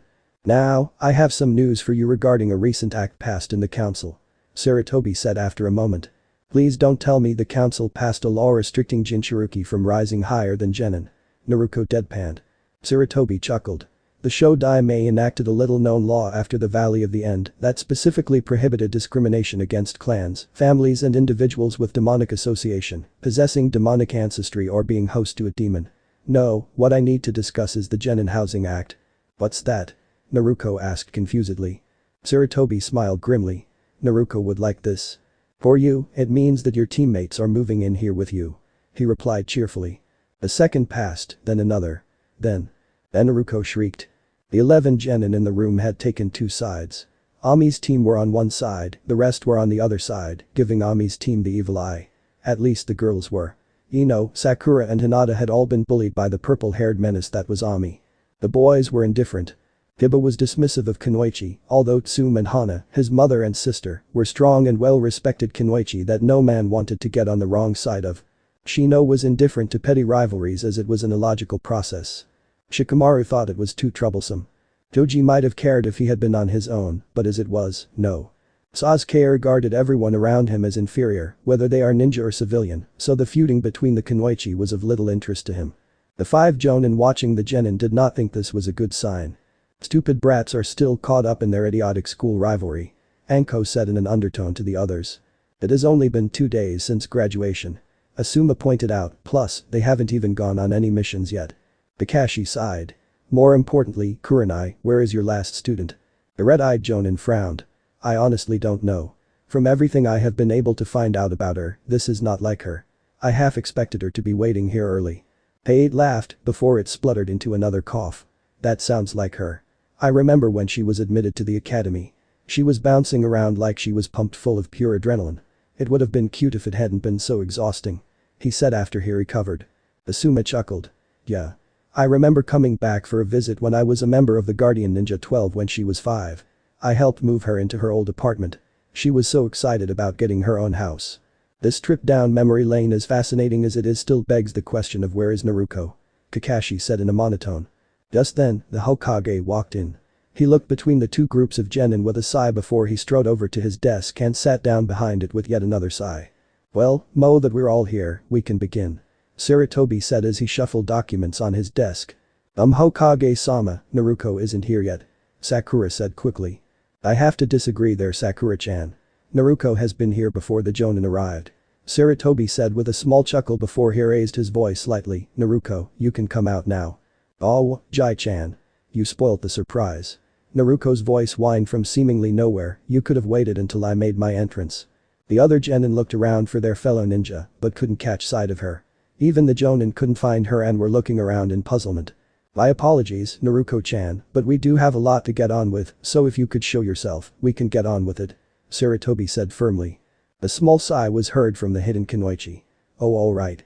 Naruko said sulkily. Then the ceiling started to collapse, or so the assembled ninja thought. It was soon evident that it was a giant cloth painted and textured to look exactly like the ceiling of the Hokage's office. 4 shadow clones of Naruko, hinged into wearing her old jumpsuit, had been holding it up at each of the 4 corners of the office. A giant version of Ninpo. Kakuramino no Jutsu, ninja art. Magic cloak of invisibility jutsu. Kurenai asked in disbelief, and we never noticed her presence at all. The shadow clones rolled up the cloth and laid it to one side before dispelling themselves. It takes the concerted effort of up to 10 teams of Anbu or the effort of 1 Yumi no Ruka to track down and bring in Naruko. Sarutobi said with a small smile, add into that her stealth is above the level required for Anbu entry, and you have nothing to be ashamed of. As the 2 adults spoke, the real Naruko dropped down to the floor, clad in a fresh set of her new outfit that drew some raised eyebrows. There were only 3 things different about her from when Sarutobi had seen her the previous day. The first was that the trench coat now bore the spiral symbol of the Uzumaki clan on its back and left arm, just as she had told him the previous day. The second was the addition of an additional hit IA tied around her right upper arm, which bore the spiral symbol of Uchiha. Evidently Naruko had come across her mother's possessions after he left. The third and final addition was the sword slung over her right shoulder. It was a katana with a red-wrapped handle. The tsuba was circular and was carved to resemble the Uzumaki clan symbol. The sheath was black with spirals picked out in gold running down its length. Sarutobi recognized it immediately as Kushina's sword, Benihim. He wasn't the only one who recognized the sword. Kakashi went rigid when he saw it, as did Hayate, although they did so for entirely different reasons. Kakashi recognized the sword of the person whom his sensei had loved, while Hayate recognized the Mido, famous named sword, that had belonged to the best swordswoman in all of Konoha. Hey guys. Naruko greeted her fellow graduates, but pointedly ignored Ami, Kasumi and Fuki. Naruko? Sakura asked, shocked by her change in attire, is that really you? Shanro. She looks better without the damn orange monstrosity hiding her. She had better not go after my Sasuke-kun. Cha. Her inner self shouted. Yup. The Uzumaki heiress replied, decided to put the jumpsuits away. Now I'm a real Kunoichi and not a student. Heh. Clothes don't matter, dope. Kiba sneered, you can't match me. Not now, not ever. We'll see, mutt. Naruko shot back. Shikamaru looked at her and rolled his eyes. Erg. Do you have to be so troublesome, Naruko? Naruko giggled. Yup. HN. Sasuke grunted. Team, as always you are a riveting conversationalist. Naruko said sarcastically. Baka. Ino shouted, stop calling my Sasuke-kun that. He has to say more than single-syllable answers to any question he's asked before that'll happen, Ino-chan. Naruko replied cheekily, yo Choji, up for our eating contest after this? You bet. The rotund boy replied happily. He had always liked Naruto. She had never teased him for his weight and was able to compete with him in eating contests, which was unheard of within Konoha.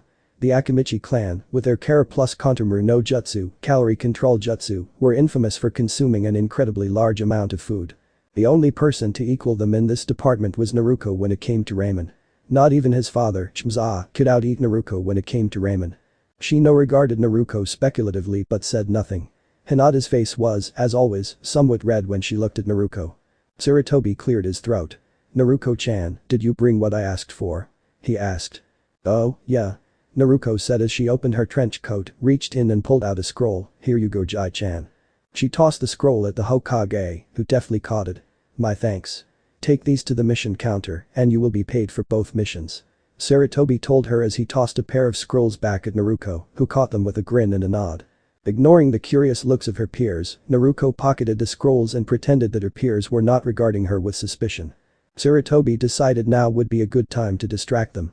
"Now, if all genin would line up in their teams?" he asked. After the genin scrambled into lines, he was unsurprised to see Ami at the head of Team 6, Sasuke at the head of Team 7, Naruto at the head of Team 8, and a reluctant Shikamaru at the head of Team 10. Turning to the Jonin, Sarutobi said, "Now, I would like for you to select a member of your squad to be the second in command. This has no meaning in anything but C-rank missions and above." Noticing the half-incredulous looks coming from the genin, Sarutobi told them, "This is a precaution, nothing more, for the unlikely case that your Jonin-sensei is incapacitated for some reason, such as severe chakra exhaustion." Sakura stuck her hand up. "Yes, Sakura-chan. And there's no need to raise your hand to ask a question, you are no longer at the academy," Sarutobi said gently. "Hi, Hokage-sama," Sakura said nervously. She really envied Naruto's easy rapport with the village leader right now. What would the duties of a second in command actually be?" "An excellent question, Sakura-chan," Sarutobi said approvingly, making the Pinket blush slightly. "A second in commander assistant squad leader, ASL, is only relevant when the Jonin sensei is either not around, such as an independent D rank or above mission, or if, as I have already said, the Jonin sensei becomes incapacitated on a C rank or higher mission." He paused to light his pipe before continuing, "An ASL is considered to be in charge of the squad until such time as they either revive their Jonin sensei or the mission is complete, whichever happens first or is more relevant. Disobeying the orders of an ASL is given the same oversight as disobeying the Jonin sensei, so long as the order falls under the ORP criteria." "ORP? What the heck is that?" asked Ino. "ORP. Ordinary, reasonable and prudent," explained Sarutobi. "In other words, if an order given is judged by seasoned Jonin to be something an ordinary, reasonable and prudent ninja would have followed when it was not, the full weight of the law, military law, not civilian law, would be brought to bear on the one who disobeyed it. And if the order was not what an ORP ninja would follow?" Sasuke asked, insolence in his body language, as if such a thing was beneath him. "Then the ASL would be the one brought under scrutiny instead," Sarutobi replied, looking the arrogant boy in the eyes sternly. "Should the ASL be found wanting, they could face several penalties which, while not as severe as what a Chunin or Jonin would face in a similar situation, would be most unpleasant for them, their families and their clans' lands and money." Sasuke scowled as the warning struck home. With an HN of what could be imagined to be acknowledgement, he shoved his hands in his pockets and remained silent. "Now, hey 8, who will you recommend?" Sarutobi asked after a lingering look of disappointment at the Uchiha. "I recommend Mitsuru Ami," Hate said. Ami smirked arrogantly at this. "Very well. Kakashi." Sarutobi hid his concern at the girl's arrogance. It seemed that this year, arrogant ninja were the norm. "I recommend Haruno Sakura," the silver-haired man said lazily. Sakura looked shocked. "What?" snarled Sasuke. "I am an Uchiha. My lineage demands that I be in charge. She is just a civilian. And a mere Kunoichi." Kiba sneered. "Enough." Sarutobi thundered angrily, while Naruto and Hinata glared at Sasuke and Kiba. Team 6, Sakura and Ino were looking at Sasuke with hurt shock at his attitude toward civilians. "Sasuke, a person's origin does not determine their place in life." Sarutobi spoke softly, but with anger clear in his voice, "Nor does a person's gender, Kiba. I confess to being disappointed in you both. As punishment, all your mission pay from the next 20 missions is to be forfeited to Haruno Sakura for conduct unbecoming of a shinobi of Konoha. Understood?" Sasuke and Kiba looked sullen as they nodded bitterly. Sarutobi settled down and motioned to Kurenai. "I recommend Uzumaki Naruko," she said with a smile. Naruko looked like she had been sucker punched in the gut. "Wait, the dope is gonna be an ASL?" Ami asked incredulously, "Might as well mark them as key right now."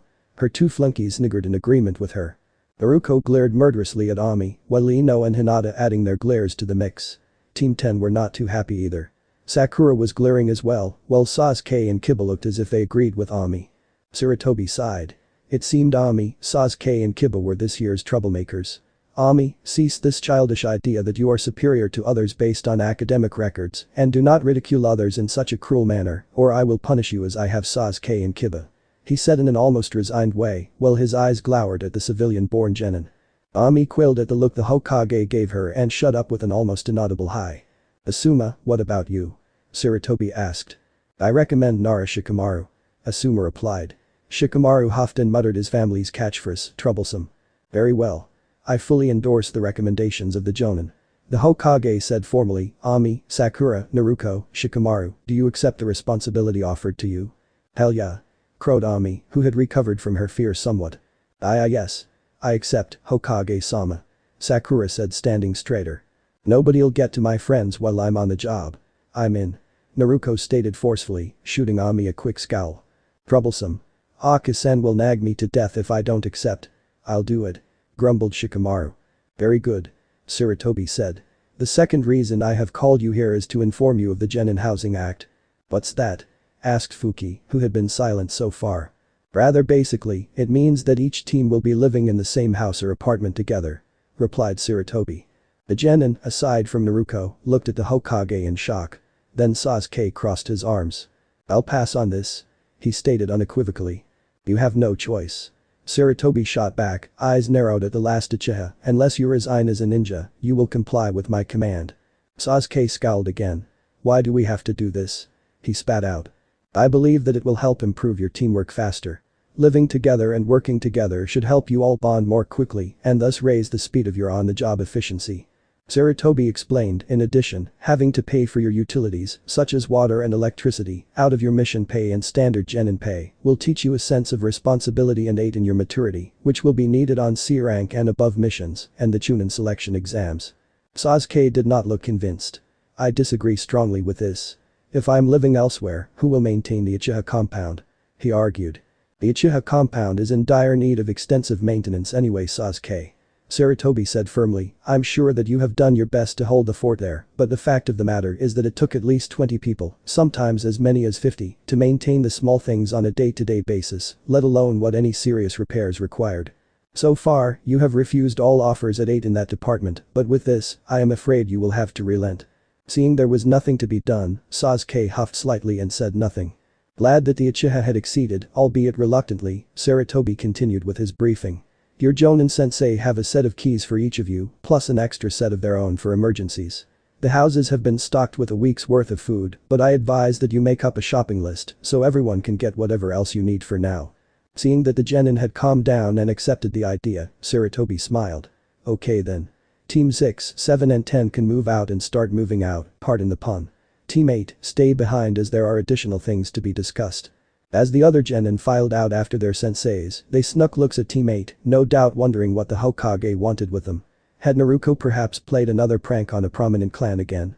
Once the door had closed behind them, Sarutobi got up and swiftly knelt next to Naruko. Don't believe what Ami said. He told her as he looked into her sapphire blue eyes, which had been quivering with barely concealed fear when the others hadn't been looking, ever since Ami had so flippantly made her cruel remark. But yesterday they were almost killed just because they were on the same squad as me, Jai-chan. Naruko whispered brokenly, what if it happens again? What if one of them gets hurt or even dies because some idiot who was after me gets them instead? I don't think I could take it if that happened. Naruko Ino whispered as she saw the usually strong girl tremble in fear and self-doubt. Drawing herself up, Ino strode forward and roughly spun Naruko around. Sarutobi wisely got out of the firing line of the irate Kunoichi. Now you listen here, Uzumaki Naruko. Ino snarled, get it through your head that Hinata and I are both Kunoichi too. Having brushes with death is a risk we accepted when we accepted our hit I-8. So don't you dare try and coddle us. Naruko stared at Ino in ill-disguised shock. You don't understand, she tried to say, before Ino cut her off. You mean how everyone thinks you're the QB reborn just because you were the only one born that day? The Yamanaka heiress snorted in disgust as she spoke. Naruko, Sarutobi, Kurenai and Anko went rigid at these words. How'd you? Naruko asked timorously. I did some thinking, and then daddy told me his suspicions. Ino replied, he seemed just as irritated as I am by the whole thing. Really? As if Hokage-sama would have let you live in the village if that was the case. Sarutobi relaxed slightly. He had to admit, focusing the girl on one part of the villagers' misguided beliefs was a smart thing on Inoichi's part, even more so because it offended Ino that people would think such a thing of one of her friends. Ino had always been highly protective of those close to her, and this latest incident with her own cousin trying to kill Naruko seemed to have kicked that instinct into overdrive. Naruko-chan. Hinata, up until now silent, walked forward to stand next to Ino. I understand that you want to protect us, and I appreciate the thought, but Ino-chan is right. We are Kunoichi and we will risk dying on a mission eventually. Please, trust us. We are your teammates and I no more believe that you are the QP than Ino-chan does. That did it.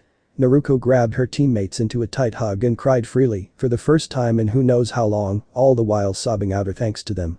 Although startled at first, Ino and Hinata returned the hug with feeling, sensing that their friend needed this. Kurenai, Anko and Sarutobi smiled at the sight before them. Even although the two other Gen in Kunoichi didn't know the full truth yet, they still dismissed the idea that Naruko was the QB reincarnated without a second thought, which boded well for when Naruko told them the real truth. Naruko, trust in your friends. They will not let you down. Sarutobi thought as he watched the girl who was his granddaughter in all but blood weep herself dry. At length, Naruko recovered her composure and apologized to her friends for doubting them. Don't let it happen again. Ino said, her threatening tone mitigated by her gentle smile. Hinata blushed red and pushed her forefingers together in embarrassment. Naruko, is that your mother's sword? Sarutobi asked, trying to lighten the mood. Yeah, I found her last night. Naruko said, brightening slightly, do you want to see her? If you wouldn't mind. Sarutobi replied. Naruko reached back, grasped the hilt and drew the sword, which made a metallic zing sound as it was drawn. The blade was a work of art, there was no other way to describe it. The distinctive ripple of master-forged steel reflected back at the watching ninja. Engraved on the blade were intricately worked waves, tides and swirls that almost seemed to be in motion. Wow, breathed Hinata. Ino was, rather unusually for her, speechless at the sight of the sword. Anko whistled appreciatively and Kurenai could only nod in silent agreement with her friend. Beautiful, isn't she? Naruko said proudly. Naruko, why do you keep referring to the sword as a female? Sarutobi asked curiously. Naruko grinned. Only a lady could be as beautiful as Benihim here. She replied. Crimson Princess? Kurenai asked with a raised eyebrow. Beats Riketsu Shinigami any day of the week. Naruko replied with a shrug. This time, Anko was the one to raise an eyebrow. Wow, that name takes me back. Bloody Reaper used to make the Kirinins run for the hills as soon as Kushina-sama drew it. Aside from the 7 swordsmen. Sarutobi chuckled. Yes, but then only a couple of them could go toe-to-toe with Kushina on anything approaching an even footing. The rest were beaten to a bloody pulp and never dared challenge her again if they survived. He then looked at Naruko seriously. I must warn you, do not let anyone else try and hold the blade once you have bloodied it. It will be sealed to you, and no one else will be able to hold it after it is drawn from the sheath. He warned Naruko sternly. Yeah, there was a note on it from the Nidaime Hokage, Uzumaki Rensa. Naruko replied, she was the one who made it. Wait, Uzumaki Rensa? Ino asked, confused. The Uzumaki was the leader of Yuzashigakure no Sado, which was destroyed at the start of the Third Great Shinobi War. Naruko replied, and most of the population of Yuzashigakure was made up of the Uzumaki clan, so all of the Uzumaki were Uzumakis. Rensa Bachan was my great-great-great-grandmother. You're in the same situation as Sasuke-san. Hinata breathed. Naruko snorted. And unlike him, I'm not a team about it. He is such an emo. Sarutobi interrupted before Mount. Ino could erupt. Have you though of a new name for Benihim yet? He asked. Not yet. Naruko said with a shake of her head, I mean it's not something to decide on at the drop of a hat. Very true. Sarutobi said approvingly, Kushina was careful not to use Benihim until she had decided on a name. She used an Anbu ninja until then. I would advise you to do the same. Right. Naruko nodded as she resheathed Benihim. I don't get it. Ino said with a frown, it's a nice sword, sure, but why can't anyone use it once Naruko's blooded it? And why is it so special? There are cunningly wrought seals on the blade and hilt that react badly to such a thing happening. Sarutobi replied, if someone other than the chosen wielder tries to hold it, Benihim sends a massive electrical shock up their arm, directly through the Tenketsu and into the Chakra network. Hinata's eyes widened. That kind of damage would be irreparable. She exclaimed. As a Hyuga, she was an expert on attacks on the Chakra network, so nobody disbelieved her. And as for why it is so special, Sarutobi said with a small smile, the one who wields Beniham or whatever the wielder calls the blade is the heiress of the Uzumaki clan. Not that being the heiress is any great feat when it's just me in the clan. Naruko muttered. Ino smacked her lightly across the back of the head. Stop trying to be like Sasuke-kun. You can't be as cool as he is, so stop trying. Who'd want to be like Sasuke team? Naruko shot back as she rubbed her head where Ino had hit her, and I wasn't trying to be like him anyway. Yeah? Well, you were doing a half-decent attempt at it. Ino retorted. Kurenai and Anko hid smiles as they saw what Ino was doing. Like hell. Naruko shouted indignantly. Sarutobi coughed. As important as this must be to you two, I should tell you all what I held your team back for, would you say, Naruko? Naruko brightened and grinned mischievously. A grin that Sarutobi returned, making Ino and Hinata shift nervously. Now, unlike the other teams, Team 8 will not be moved into an ordinary house or apartment. Sarutobi said once he finished grinning at Naruko, this is for the reason that Ino-chan here recently discovered. Ino and Hinata cursed under their breaths at the villagers in general. While I disagree with your way of expressing yourselves on the subject, I agree with your sentiments. Sarutobi told them wryly. Anyway, Naruko recently defeated Toji Mizuki, last of the Toji clan, when he was about to become a nuke nin, thus she qualified for both the Spoils of Victory Act, as well as the Conquering Clan Act. Hinata's jaw dropped. You mean Naruko-chan now owns everything that once belonged to Mizuki? And everything his clan owned too? She blurted out in astonishment. Just so. Sarutobi said, seeing the incomprehension and stupefaction on the faces on the two Jonin and Ino. Sarutobi explained, the Spoils of Victory Act was passed by the Shodaime as an incentive to capture nuke nins before they left the village. Anyone who succeeds in capturing a nuke nin before they leave the village, as long as the captor is from a clan, is entitled to all ninja equipment owned by the nuke nin. The Conquering Clan Act was actually introduced by my sensei, Senju Tabarama, the Nidaime Hokage, when several smaller clans were severely reduced or wiped out during the Great Shinobi Wars. There was a lot of nonsense about honor duels between shinobi who were the last of their clan back then, so Tabarama sensei, having gotten sick of the whole business, made this law to put a stop to it. Very basically, if the last members of two separate clans fight, the loser cedes all belongings, properties and monies to the victor. As you can imagine, after the first couple of losers did lose everything of their clan, the honor duels tapered off fairly quickly. No doubt. Kurenai muttered in shock. So the Gaki gets Mizuki's room at the barracks? Anko asked, seemingly unperturbed and unimpressed. No. Sarutobi replied, she gets the Toji clan's compound and estate in the clan residential district, in addition to everything in it, a few shares in various businesses in and out of Konoha, as well as any and all clan jutsu and styles formerly belonging to the Toji clan. Anko actually staggered slightly. She gets ownership of the Kazushini Ryu, Death Wind Dragon, Shuriken style. She asked weakly. Seeing that Naruko was confused, Sarutobi said, a style that focuses on using Shuriken in close combat. The Toji clan was well known for their prowess with the style, and several members were well known for fighting several foes at once while using it. Cool. Definitely have to add one to my special arsenal. Naruko said with a smirk. That would be a good idea. Sarutobi agreed. Moving on, Naruko here has spent the last few days cleaning the place up, as it has not been used in 20 years. I believe I shall have to pay you for, let's see now, 4 D rank missions for your hard work, Naruko-chan. Jai-chan, I was just cleaning my new house. Naruko protested.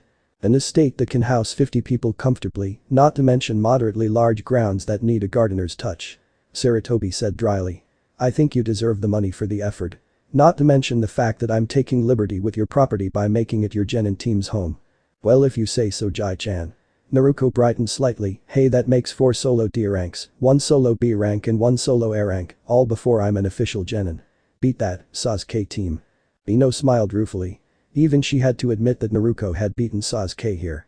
But still. Baka. Stop calling him a team. Ino shouted as she bopped Naruko across the head lightly, just hard enough to get her point across. But he is a team, Ino-chan. Naruko retorted, look at how he treated Sakura-chan just now. Ino faltered slightly.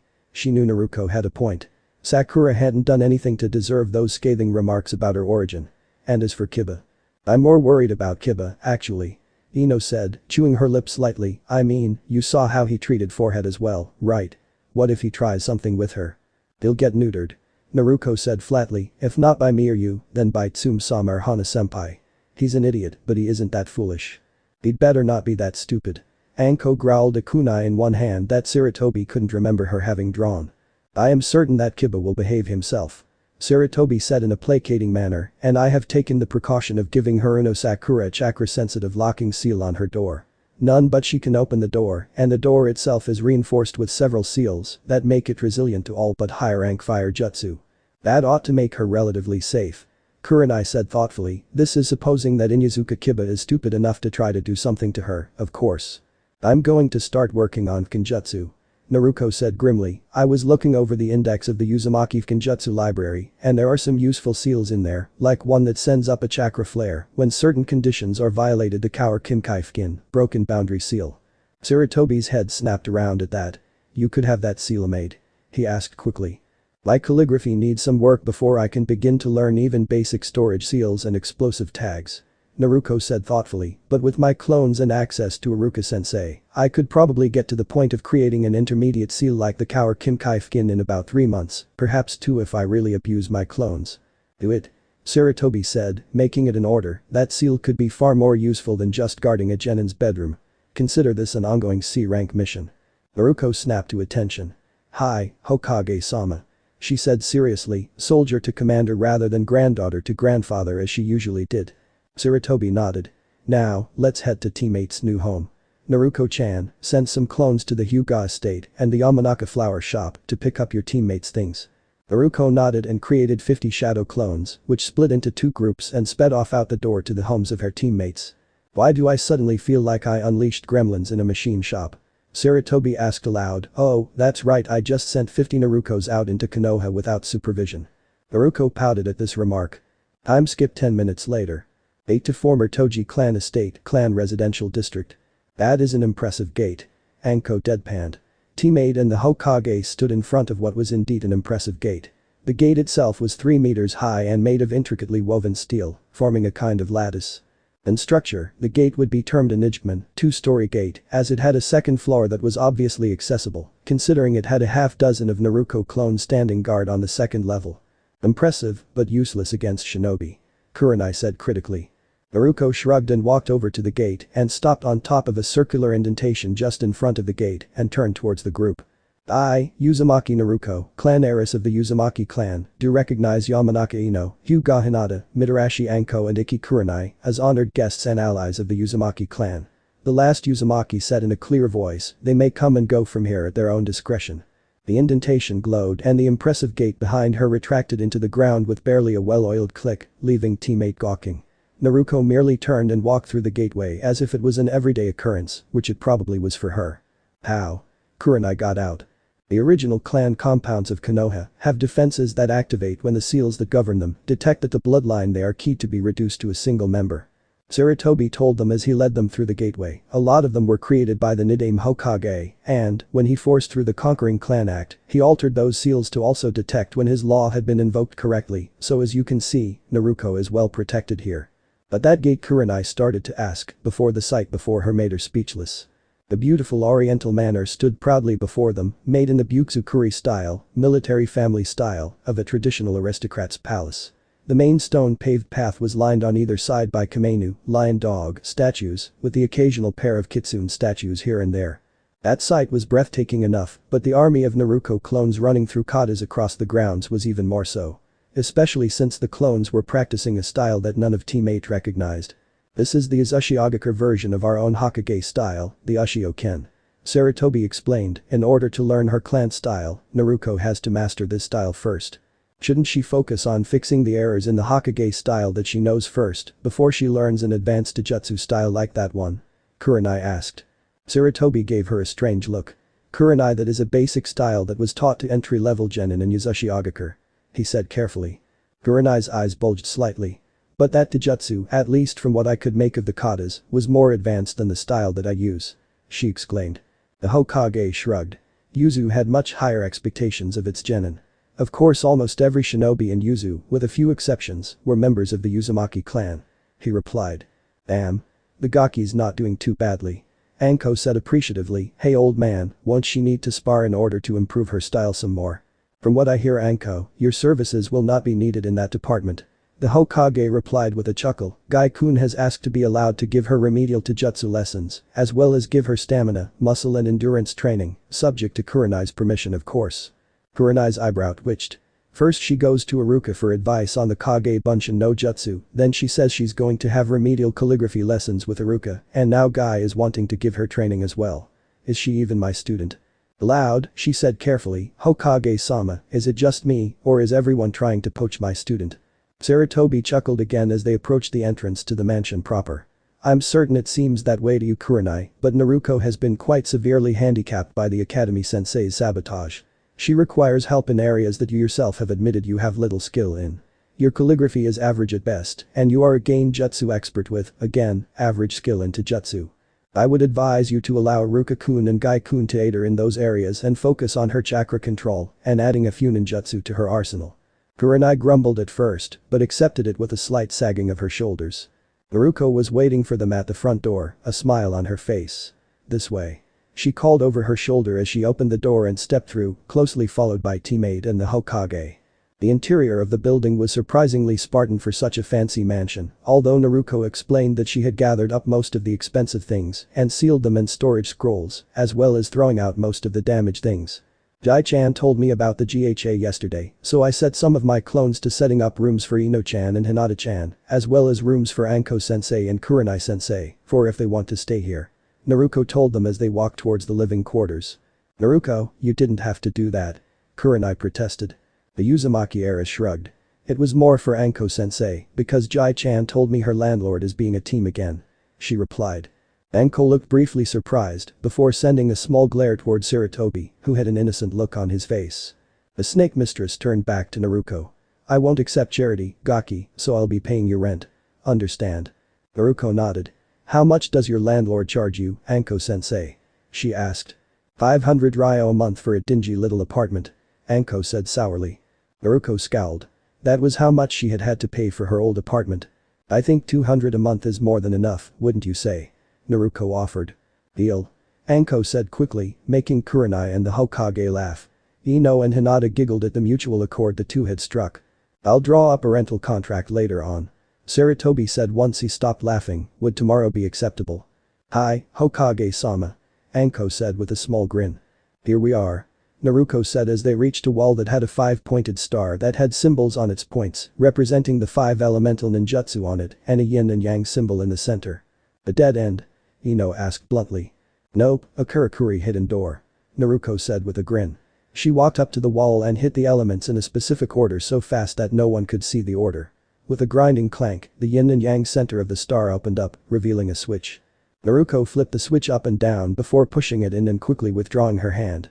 The flap for the switch compartment closed with a snap and the entire wall shuddered before sinking into the ground, revealing a corridor beyond it. This way. Naruko said as she stepped through the doorway. Yeesh, the Toji clan was paranoid. Anko muttered as they followed Naruko. Behind them, the door clanked shut again. Do you think that's paranoid? Aside from the living quarters, the entire mansion is nothing but one giant trap. Naruko called over her shoulders as they walked into the living room. Sitting down, Naruko continued, the rest of the mansion is a decoy. The entire clan lived in this wing, which is marked down as being storage on almost every blueprint you look at. There are traps of all sorts across the entirety of the decoy part of the mansion, which are controlled from a special room in the basement of this section. How do you get into this section then? If you didn't know it was here, then it might as well not exist. Asked Kurenai. The key line is almost every blueprint, Kurenai-sensei. Naruko replied, almost none of the blueprints submitted to the civil management office are anything close to accurate, but the secret files in the Hokage's office are 100% accurate and have to be by law. Makes sense. Anko remarked, if you have a rowdy clan that needs putting down, having an accurate layout is critical to reducing casualties. Just so. Sarutobi said with an approving nod at Anko's deduction. The Toji clan specialized in creating Karakuri mechanisms, as well as their unique shuriken fighting style, so it is of no surprise that their mansion is a death trap once the mechanisms are activated. Ino gulped. Noticing the uneasiness in Ino's posture, Naruko gave her a reassuring smile. Don't worry Ino-chan. The traps are deactivated and only the clan heir or clan head can activate them. She reassured her friend, who smiled back and nodded her thanks. A loud clank signaled the arrival of the platoon of Naruko clones carrying Ino and Hinata's stuff. Let's get you girls settled in. Naruko said enthusiastically. Time skip the next day, 11:00 am. Hokage's office, Hokage Tower. Teammate, reporting for duty Hokage-sama.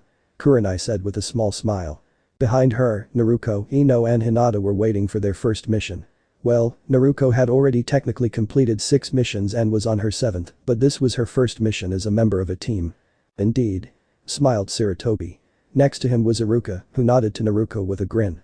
Let's see here, Sarutobi said, looking through the scrolls of D ranks for a decent one. Ah, here we are. The Konoha hospital ordered a delivery of medicine from Kusa no Kuni and it is waiting in the warehouse for delivery. Kurenai looked at her genin. Naruko didn't like hospitals and was slightly pale, but nodded at her. Ino and Hinata were indifferent to the mission. Teammate accepts the mission. Kurenai said, taking the scroll from the Hokage. Teammate, move out. She ordered and they did indeed move out. Thanks to Naruko's shadow clones, teammate finished the delivery mission in good time to accept another one, this time weeding a garden. Hinata and Ino were the ones to shine in this mission, Ino because of her knowledge of botany and Hinata because she grew herbs as a hobby, so Naruko had taken her lead from them. The Hokage had been very pleased with teammate and had dismissed them early so they could help Anko move into Naruko's home. Geez, Anko-sensei. You like Bonbeep or something? Naruko asked as a full-body latex suit fell out of a box onto the floor of Anko's former apartment, much to Anko's embarrassment. Ino and Hinata went bright red at the sight, with Hinata fainting at Naruko's words. So what if I do gaki? Anko shot back, a blush on her face. So you like being tied up? Ino asked, her face still red. And who says that I'm the one who's tied up? Anko said with a lecherous grin on her face. But that's a female bodysuit. Ino pointed out. And? Anko asked unperturbed, I like girls and guys. You can do that? Naruko asked curiously. Yeah, course you can. Anko replied as she put the suit back in the box and secured the lid properly before giving it to a Naruko clone. Quite a few Kunoichi bat for the other team, although most of them aren't as open about it as I am. Then you get Kunoichi like me, who are, as I like to call it, greedy and bat for both teams. Anko? Kurenai shrieked, her face bright red, this is hardly appropriate for 3 12-year-olds. They shouldn't even do that until they're married. Firstly, Nai-chan, they are legally adults. Old enough to kill, old enough to sleep with someone, or even listen to someone talk about Bonbeep. Anko said seriously. Second, don't try and enforce your morals on others. I know you don't approve of the fact I like girls as well as boys, but it's up to these gakas to decide for themselves who and what they like, not you. The 3 genin gulped as the small apartment filled with tension as the 2 jonin stared each other in the eyes, both unwilling to concede the point. Naruko looked between the 2 older females and sighed. Why the hell does everything I ask always end up causing problems? She thought and clapped her hands once, which broke the tension and drew the attention of Anko and Kurenai. Look, I only asked because I was curious. I don't want you 2 fighting because of a question I asked. Naruko said, and for the record, Anko-sensei is right. We decide who we like, not you, Kurenai-sensei. I will listen to your opinion, but I will like who I like regardless. Atta girl, gaki. Anko said, clapping Naruko on the back heartily. Now, wake up Hinata there so we can get this show on the road. As her team scurried around handing boxes to Naruko clones, Kurenai frowned. Naruko and Anko, in constant close proximity, for an extended period. This was a bad thing. They'll either kill each other, or Naruko will end up bound in that latex suit. Kurenai concluded with a feeling of dread. Chapter end. Alright, that's it for today's video guys, let me know in the comments section how was the story, and also don't forget to like, share and subscribe. I will meet you in another video, peace out.